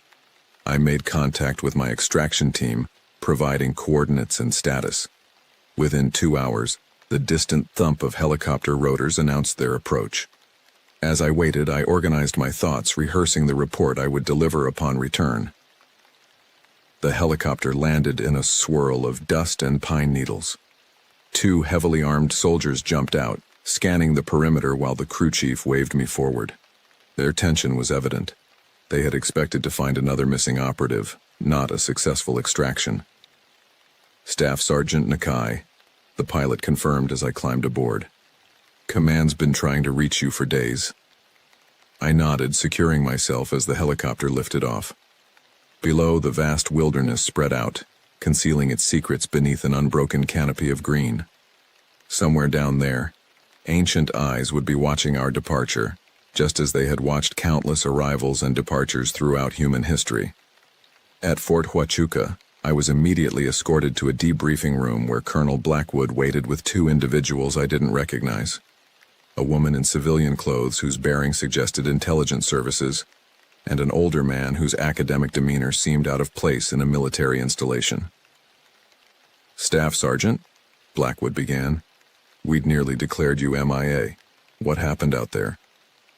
I placed Captain Reeves's dog tags on the table between us. "I found evidence of what happened to the previous teams, sir. For the next hour I delivered my report, carefully curated to include what needed to be known while protecting what deserved to remain hidden. I described finding evidence of armed hostile groups using the remote location for trafficking operations. I detailed discovering Reeves's body in a ravine, apparently killed in a confrontation with these hostiles. I presented the photographs that supported this narrative, the disturbed sites, the spent cartridges, the blood evidence. What I didn't share were the footprints by the stream, the arranged objects in the cave, the stone monument in the clearing, or the intelligent eyes that had watched me from the shadows. Those images remained locked in the encrypted drive I'd hidden before reaching the extraction point, buried beneath a distinctive rock formation I alone could find again. The area should be designated restricted, I concluded. Any military presence will likely push these hostiles deeper into the wilderness, making them harder to track. I recommend long-range surveillance only. The civilian woman, who never offered her name, asked pointed questions about the unusual heat signatures and unexplained phenomena reported by previous reconnaissance. I attributed these to natural features, underground thermal activity, unusual weather patterns, knowing her satellites would never capture anything more revealing than they already had. Whatever these beings were, they had evaded detection for centuries. They understood concealment better than any human agency. After 3 days of debriefings, medical examinations, and psychological evaluations, I was released back to regular duty with commendations for completing the mission under adverse conditions. Colonel Blackwood informed me that the region would indeed be designated restricted, ostensibly for environmental protection rather than military purposes. Whether he fully believed my report remained unclear, but he seemed satisfied with actionable intelligence that fit within conventional frameworks. In the months that followed, I requested transfer to the cultural support teams, leveraging my dual background to serve as liaison between military operations and indigenous communities in various deployment regions. The experience shaped my approach to my duties. I became more attuned to the stories cultures told about their lands, recognizing that myths often contained truths preserved through generations. Sometimes at night, I take out the small black stone that was placed at my feet in that underground chamber, the one token I kept from my encounter. I never included it in any report or showed it to any investigator. Its perfectly spherical shape and unusual density mark it as something crafted rather than naturally formed, a deliberate creation by hands not so different from my own. My grandfather once told me that the most important boundaries are not those between nations or properties, but between worlds, the seen and unseen, the known and unknown. He said wisdom comes from recognizing which boundaries should be defended and which should be respected from a distance. In the years since my encounter, satellite imagery has shown the region remaining undisturbed. No new heat signatures appear on thermal scans. No hikers report strange encounters. The forest keeps its secrets, and those who dwell within it continue their ancient existence, parallel to our modern world yet fundamentally separate. They were here before us. They will likely remain long after our civilizations crumble. Not cryptids or monsters from campfire stories, but intelligent beings who made different choices about their evolutionary path, choosing secret knowledge over technological development, harmony over dominance, invisibility over conquest. I've never returned to that forest, though I've been offered opportunities to lead further investigations by agencies whose intentions I don't trust. Instead, I ensure the boundary between worlds remains intact, filing reports that discourage exploration, supporting environmental protections that limit human encroachment, preserving the separation that has allowed both our species to coexist on this continent for millennia. Some nights, when I'm stationed near wilderness areas, I hear the distant tapping. 3 quick sounds, pause, 3 more carried on the wind. Perhaps it's just branches against windows or small animals moving in the darkness. Perhaps it's something else entirely. A reminder that the divide between what we know and what exists is thinner than we imagine, and that true wisdom lies in knowing which mysteries to solve and which to honor from afar. The black stone sits on my shelf, a token from the boundary between worlds.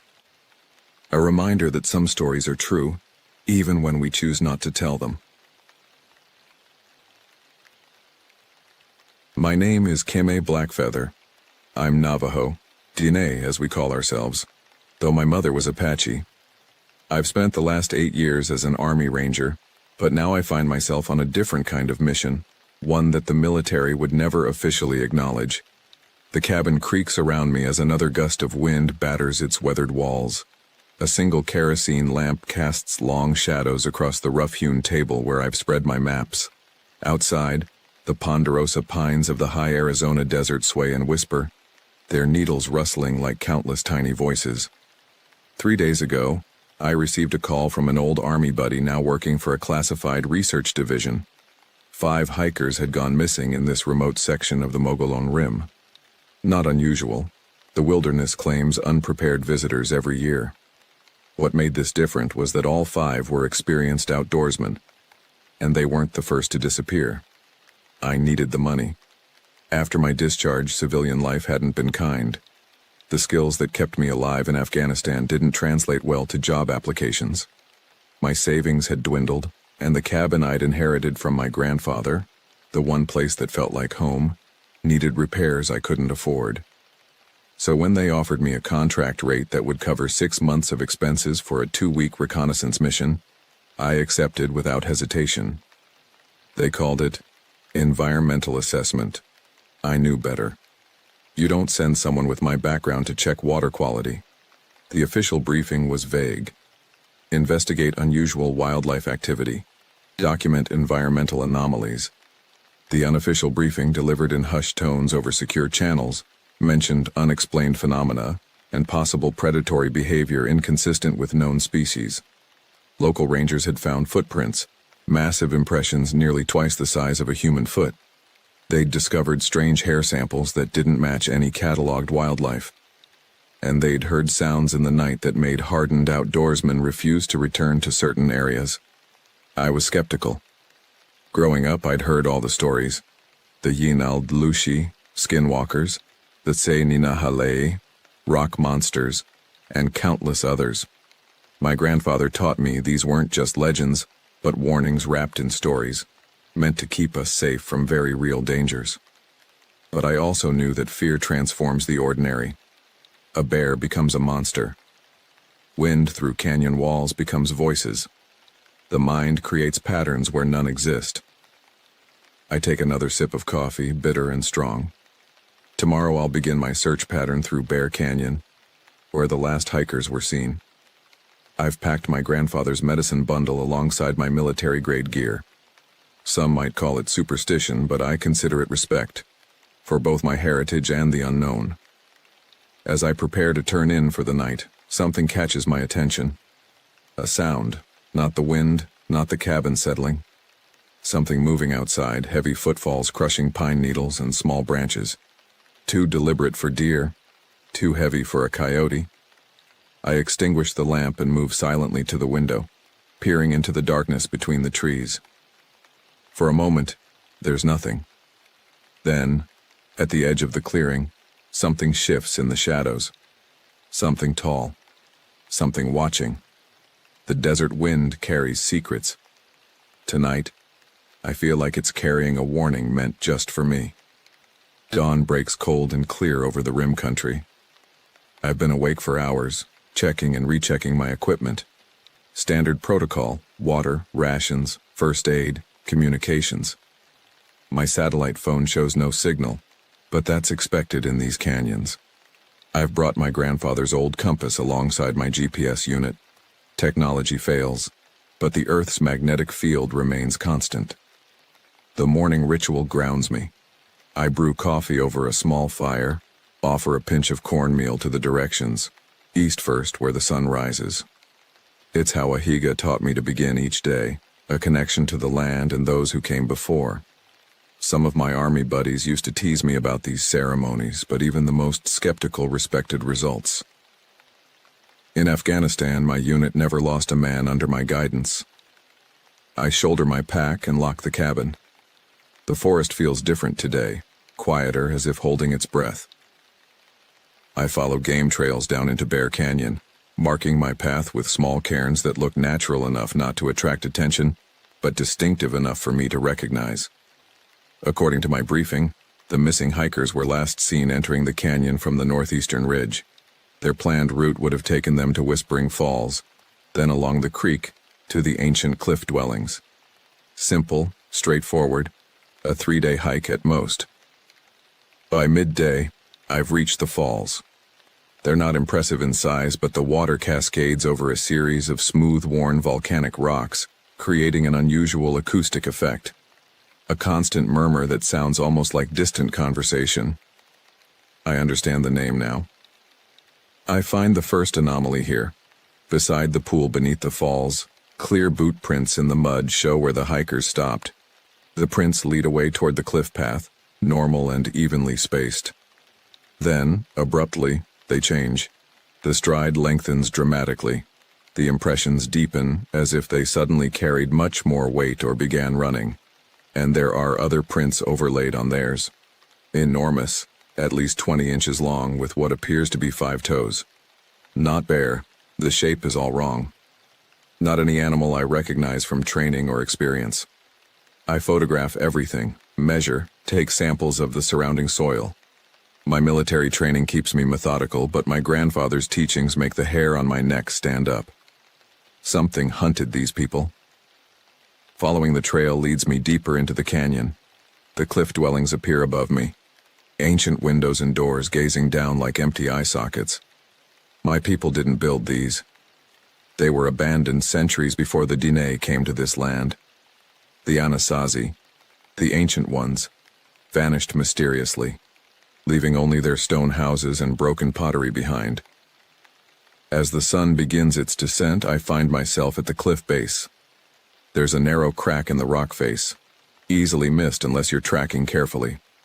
The footprints, both human and otherwise, lead directly into it. I switch on my tactical light and peer inside. The crack widens immediately into a tunnel, the floor smooth from water erosion.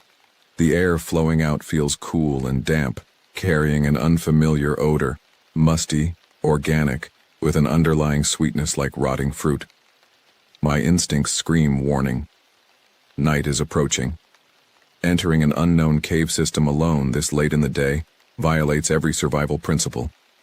I should return to the cabin, report my findings, request backup. But then I hear it. Faint but unmistakable. A human voice calling for help. I unholster my sidearm, switch my light to its brightest setting, and step into the darkness. The walls close around me as the last of the daylight disappears behind. Only the sound of dripping water and my own careful breathing accompany me as I descend deeper into the earth. What I don't yet realize is that I'm being lured into the oldest trap in existence. The desperate cry of prey used by a predator. The tunnel narrows, then widens, twisting like a snake through the living rock. I mark my path with luminescent tape, small strips that will guide me back to the surface. The air grows heavier, thick with moisture, and that strange sweet rot smell that makes my stomach churn. I've been underground for perhaps 30 minutes when the tunnel opens into a large chamber. My light barely reaches the ceiling, lost in the darkness above. The floor descends in natural terraces toward a pool of black water, perfectly still, reflecting my light like a mirror. And there beside the pool I find the first body. It's one of the hikers, or what remains of him. The corpse lies face down, arms and legs splayed at unnatural angles. The backpack is still attached, torn open, contents scattered. I approach cautiously, weapon ready, and kneel beside him. The cause of death is immediately apparent. The back of the skull has been crushed by tremendous force. A single blow, delivered from above. But it's what's missing that disturbs me more. The body has been systematically stripped of meat, primarily from the muscle-dense areas. Thighs, calves, buttocks, shoulders, not torn or ripped, but cut away with precision. This isn't animal predation. This is harvesting. I photograph everything, fighting to maintain professional detachment. 8 years in combat zones prepared me for violence, but this calculated butchery feels different. Worse. As I stand, my light catches something across the pool. Reflections, dozens of them, at varying heights along the far wall. I adjust my beam and feel my blood freeze. Eyes, watching me. Not animal eyes. They're too symmetrical, too evenly spaced, and not just eyes. As I sweep my light across the wall, I can make out figures standing in natural alcoves in the rock. Tall, unnaturally thin, with elongated limbs and broad shoulders. Their skin, where visible, has a gray-brown coloration that almost blends with the stone. I count 8 figures before my training kicks in. I drop to a crouch, using the body as cover, and aim my weapon at the nearest form. U.S. Army, identify yourselves. My voice echoes, distorted by the chamber acoustics. No response. No movement. I call out again, this time in Navajo, then in Apache. Nothing. Keeping my light and weapon trained on them, I edge around the pool for a closer look. As I approach, dread turns to confusion. They're not moving because they can't. These aren't living beings.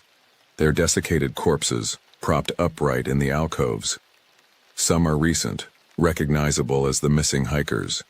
Others are far older, withered to leather and bone, wearing the tattered remains of clothing from different eras. Prospectors from the gold rush days, Spanish conquistadors in rusted armor, and older still, bodies adorned with ancient turquoise jewelry and yucca fiber sandals. Anasazi remains, preserved in the dry cave air. Generations of victims, displayed like trophies, or warnings. A splash behind me shatters the silence.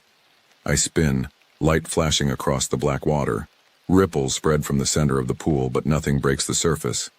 Then I hear it again, that human cry for help, echoing from a tunnel on the far side of the chamber. Closer now, more desperate.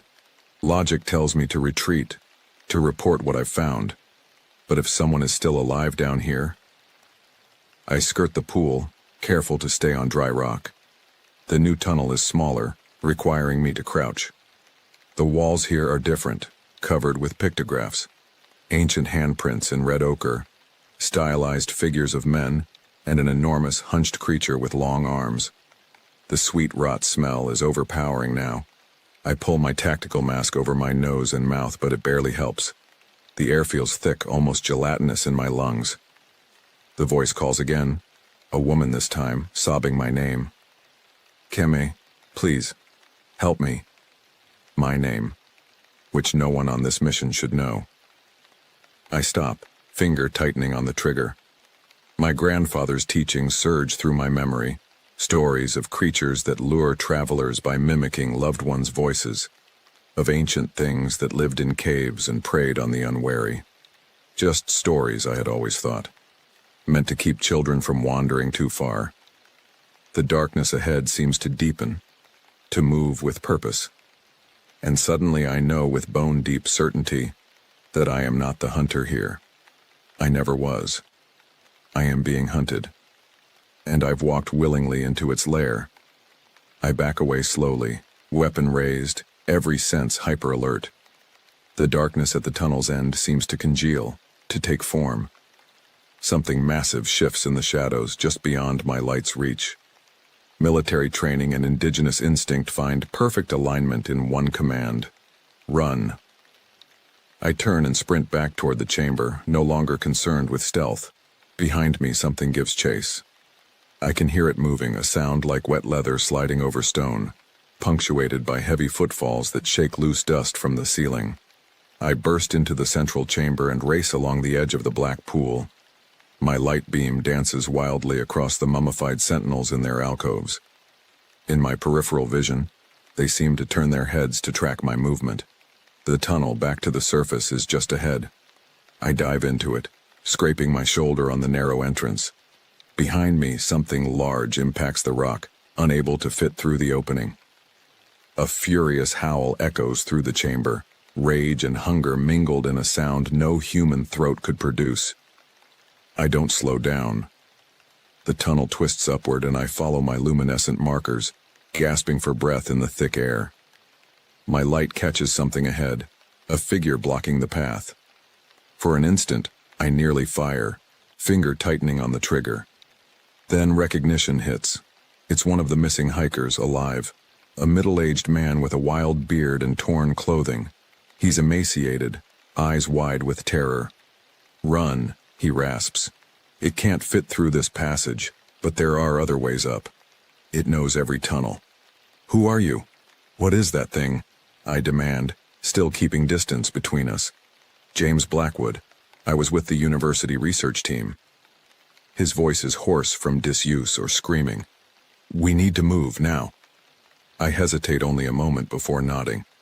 "Stay in front where I can see you." We continue upward, moving as quickly as the narrow passage allows. James seems to know the way, even without following my markers. As we climb, he speaks in breathless bursts. "We came to study the cliff dwellings, found the cave entrance, thought we'd discovered an unknown Anasazi site." He pauses, sucking air. "It let us explore for 2 days, mapping the tunnels, photographing the artifacts. Then it started taking us, one by one." "What is it?" I press. He glances back, eyes reflecting my light like an animal's. "The Anasazi didn't abandon their settlements. They were hunted to extinction. By it." A distant howl echoes up from below, followed by what sounds like stone cracking. James increases his pace. "The petroglyphs call it Setigehe, the hunger in the rock. Your people knew about it too, called it something else." "Se Ninahalea," I whisper. The rock monster from Navajo stories. My grandfather's warnings suddenly feel less like superstition and more like survival knowledge deliberately preserved. We reach a fork in the tunnel. James hesitates, glancing both ways. "Left," he finally decides. "This way's longer but narrower, harder for it to follow." I follow, but something feels wrong. "How long have you been down here?" 12 days, maybe 13. It keeps some victims alive, saves them for later." His voice breaks. "The others from my team, they're all gone now." Another howl, closer this time. The walls vibrate with its force. "It hunts by sound," James continues, "and it can mimic voices, lure you deeper." He stops suddenly, turning to face me.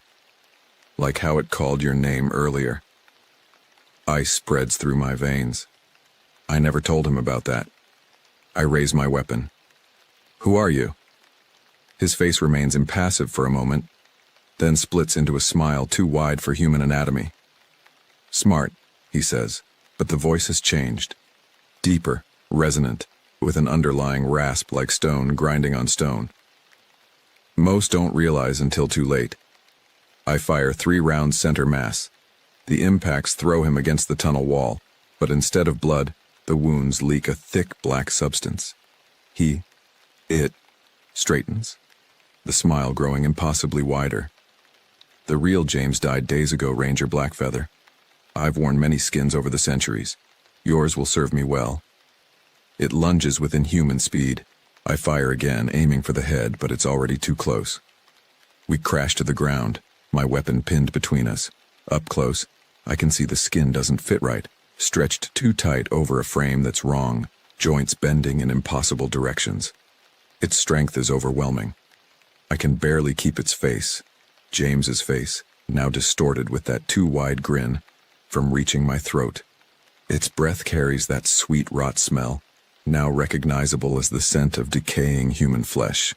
My free hand frantically searches the ground beside me, finding a sharp rock fragment.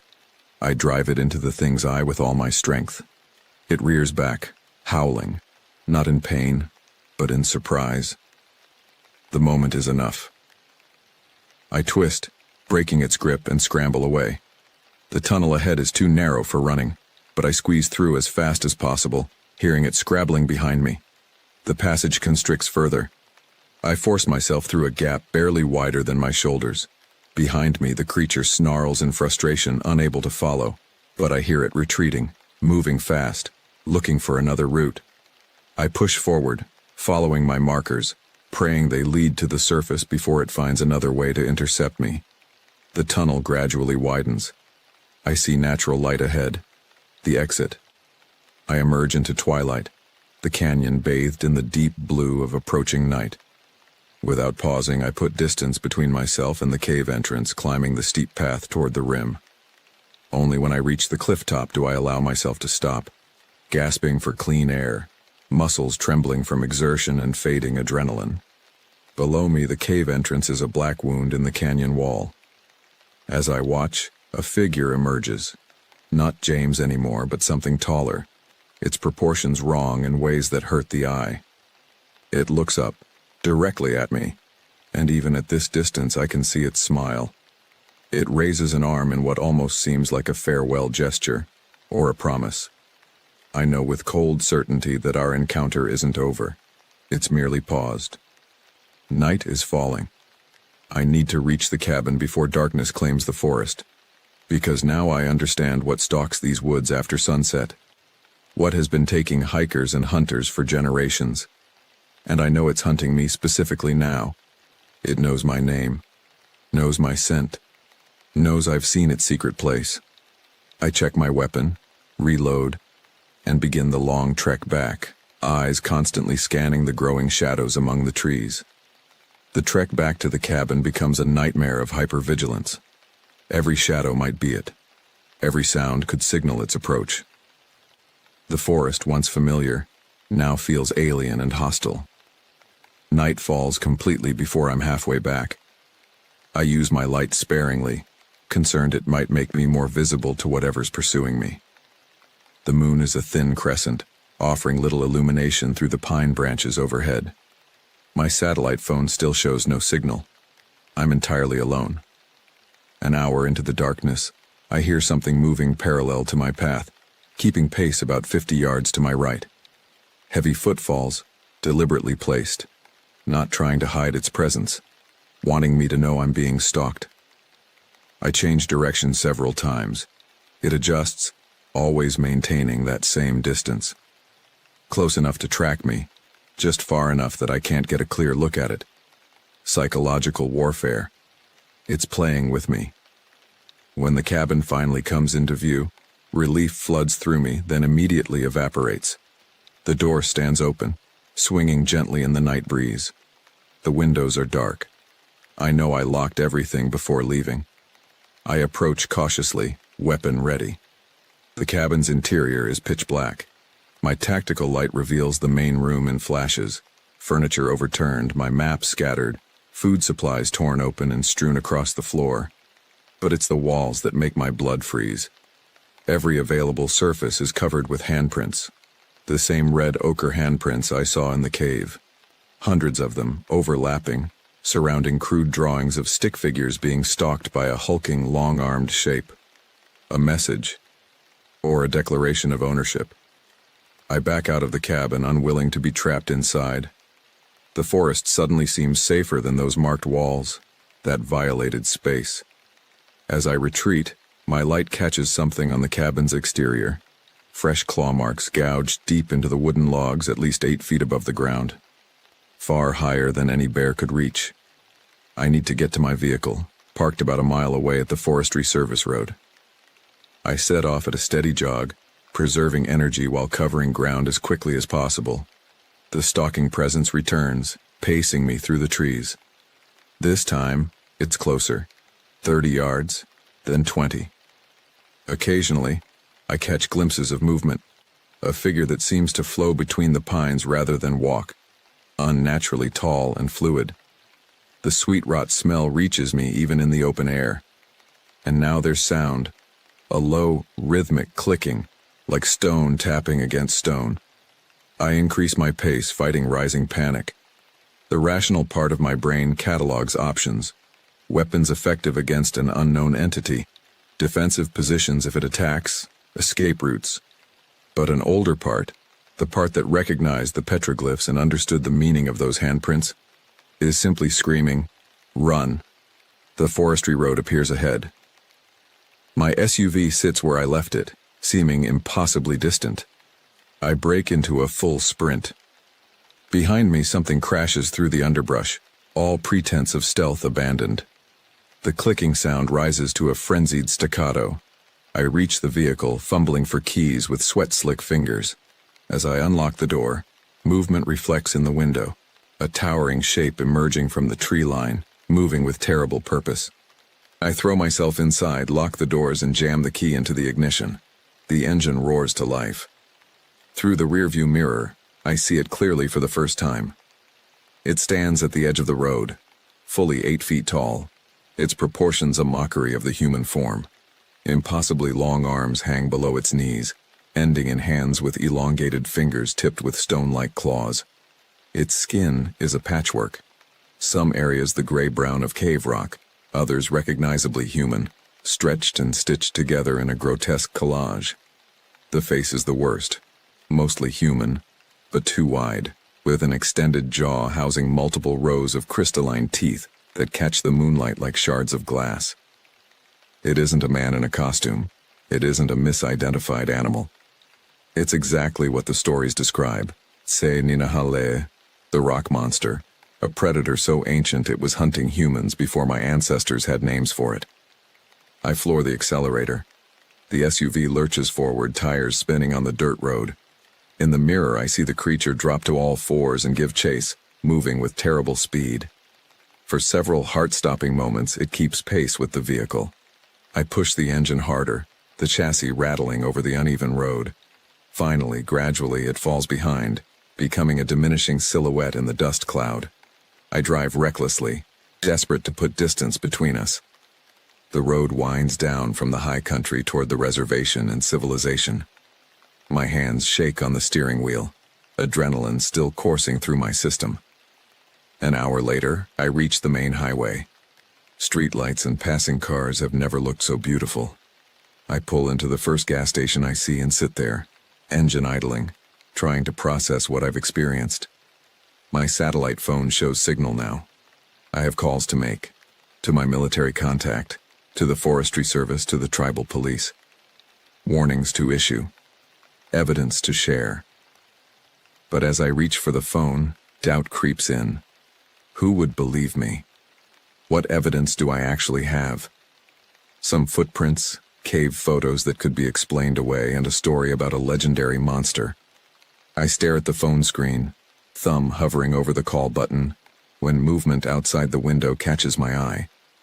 A tall figure stands at the edge of the gas station's pool of light. Not the creature. A man, ordinary in every way except for his smile, which stretches slightly too wide across his face. He raises a hand in greeting, a promise. And I understand with perfect clarity. This isn't over. It's following me down from the mountains, into the world of streetlights and people. The hunt continues. 3 weeks have passed since my escape from Bear Canyon. I've relocated to Phoenix, losing myself in the anonymity of the city. I filed my report, clinical, factual, stripped of anything that sounded too fantastical. Unusual predator activity, evidence of territorial marking, possible human casualties. Recommendation: restrict access to the area pending further investigation. They accepted it without question. Wilderness areas get closed all the time for less. Perhaps they'd already seen similar reports before, from others who encountered what I did, but found more believable words to describe it. I haven't gone back to the reservation. Haven't contacted family. Better they don't become targets if it's still hunting me. And it is. I know it is. I've seen it 3 times since coming to the city.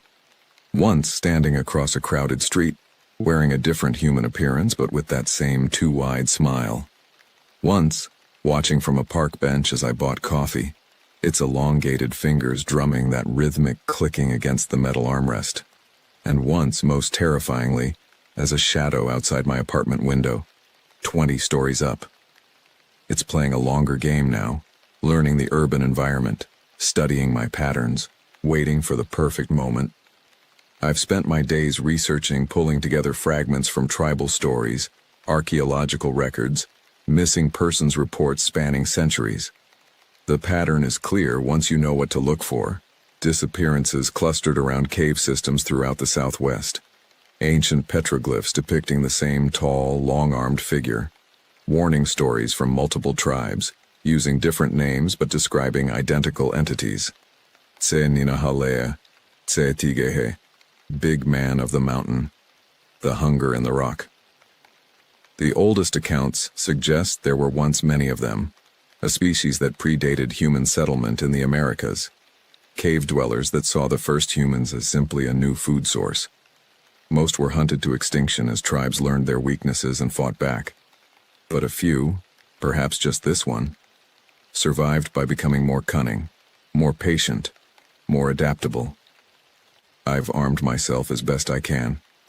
My military weapons remain effective, but I've added elements from traditional knowledge. Obsidian blades, certain herbs burned to mask human scent, protective prayers etched into leather cords I wear constantly. Tonight I sit in my apartment watching the city lights through the window. The street below teems with people enjoying the weekend nightlife, oblivious to what walks among them. From this height they look small, vulnerable. Prey animals unaware of the predator in their midst. My phone rings, the special line I established for my military contact. I answer on the first ring. Black Feather. His voice is tense. We've got a situation at the site. 3 Forestry Service rangers went missing during the initial assessment. Search team found... He pauses. Evidence consistent with your report. I told you to keep people out of there, I say flatly. Orders came from above. Listen, we need you back on site. You're the only one who's been inside the cave system and made it out. I close my eyes, feeling the weight of inevitability. It's not there anymore. What do you mean? It's here, in Phoenix. I don't elaborate. He wouldn't believe me anyway. Silence on the line, then. We need you back, Chem. Whatever this is, it's escalating. 3 more hikers disappeared yesterday. Different location, same MO. If there's more than one of these predators, I cut him off. There isn't. It's just one. It's always been just one. Then help us find it and end this. After we disconnect, I stand at the window for a long time, weighing options. Return to the mountains, track it on terrain it knows intimately, with backup that doesn't understand what they're hunting. Or continue this urban cat-and-mouse game, alone but on ground I choose. Movement in the reflection catches my eye, a figure standing behind me in my own apartment. I spin, weapon already drawn. Nothing. Empty room.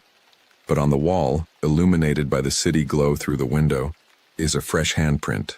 Red ochre, still wet. It's been here, in my space, while I talked on the phone. The message is clear. There is no safe place, no escape. The hunt will continue until one of us is dead. I make my decision. I'll return to the mountains to Bear Canyon. Not with the military team, they would only become additional victims. I'll go alone on my terms with the weapons and knowledge I've gathered. I understand now what my grandfather was preparing me for all those years. The stories weren't just cultural heritage. They were survival guides, passed down by those who had encountered these predators before. Fought them. Sometimes won.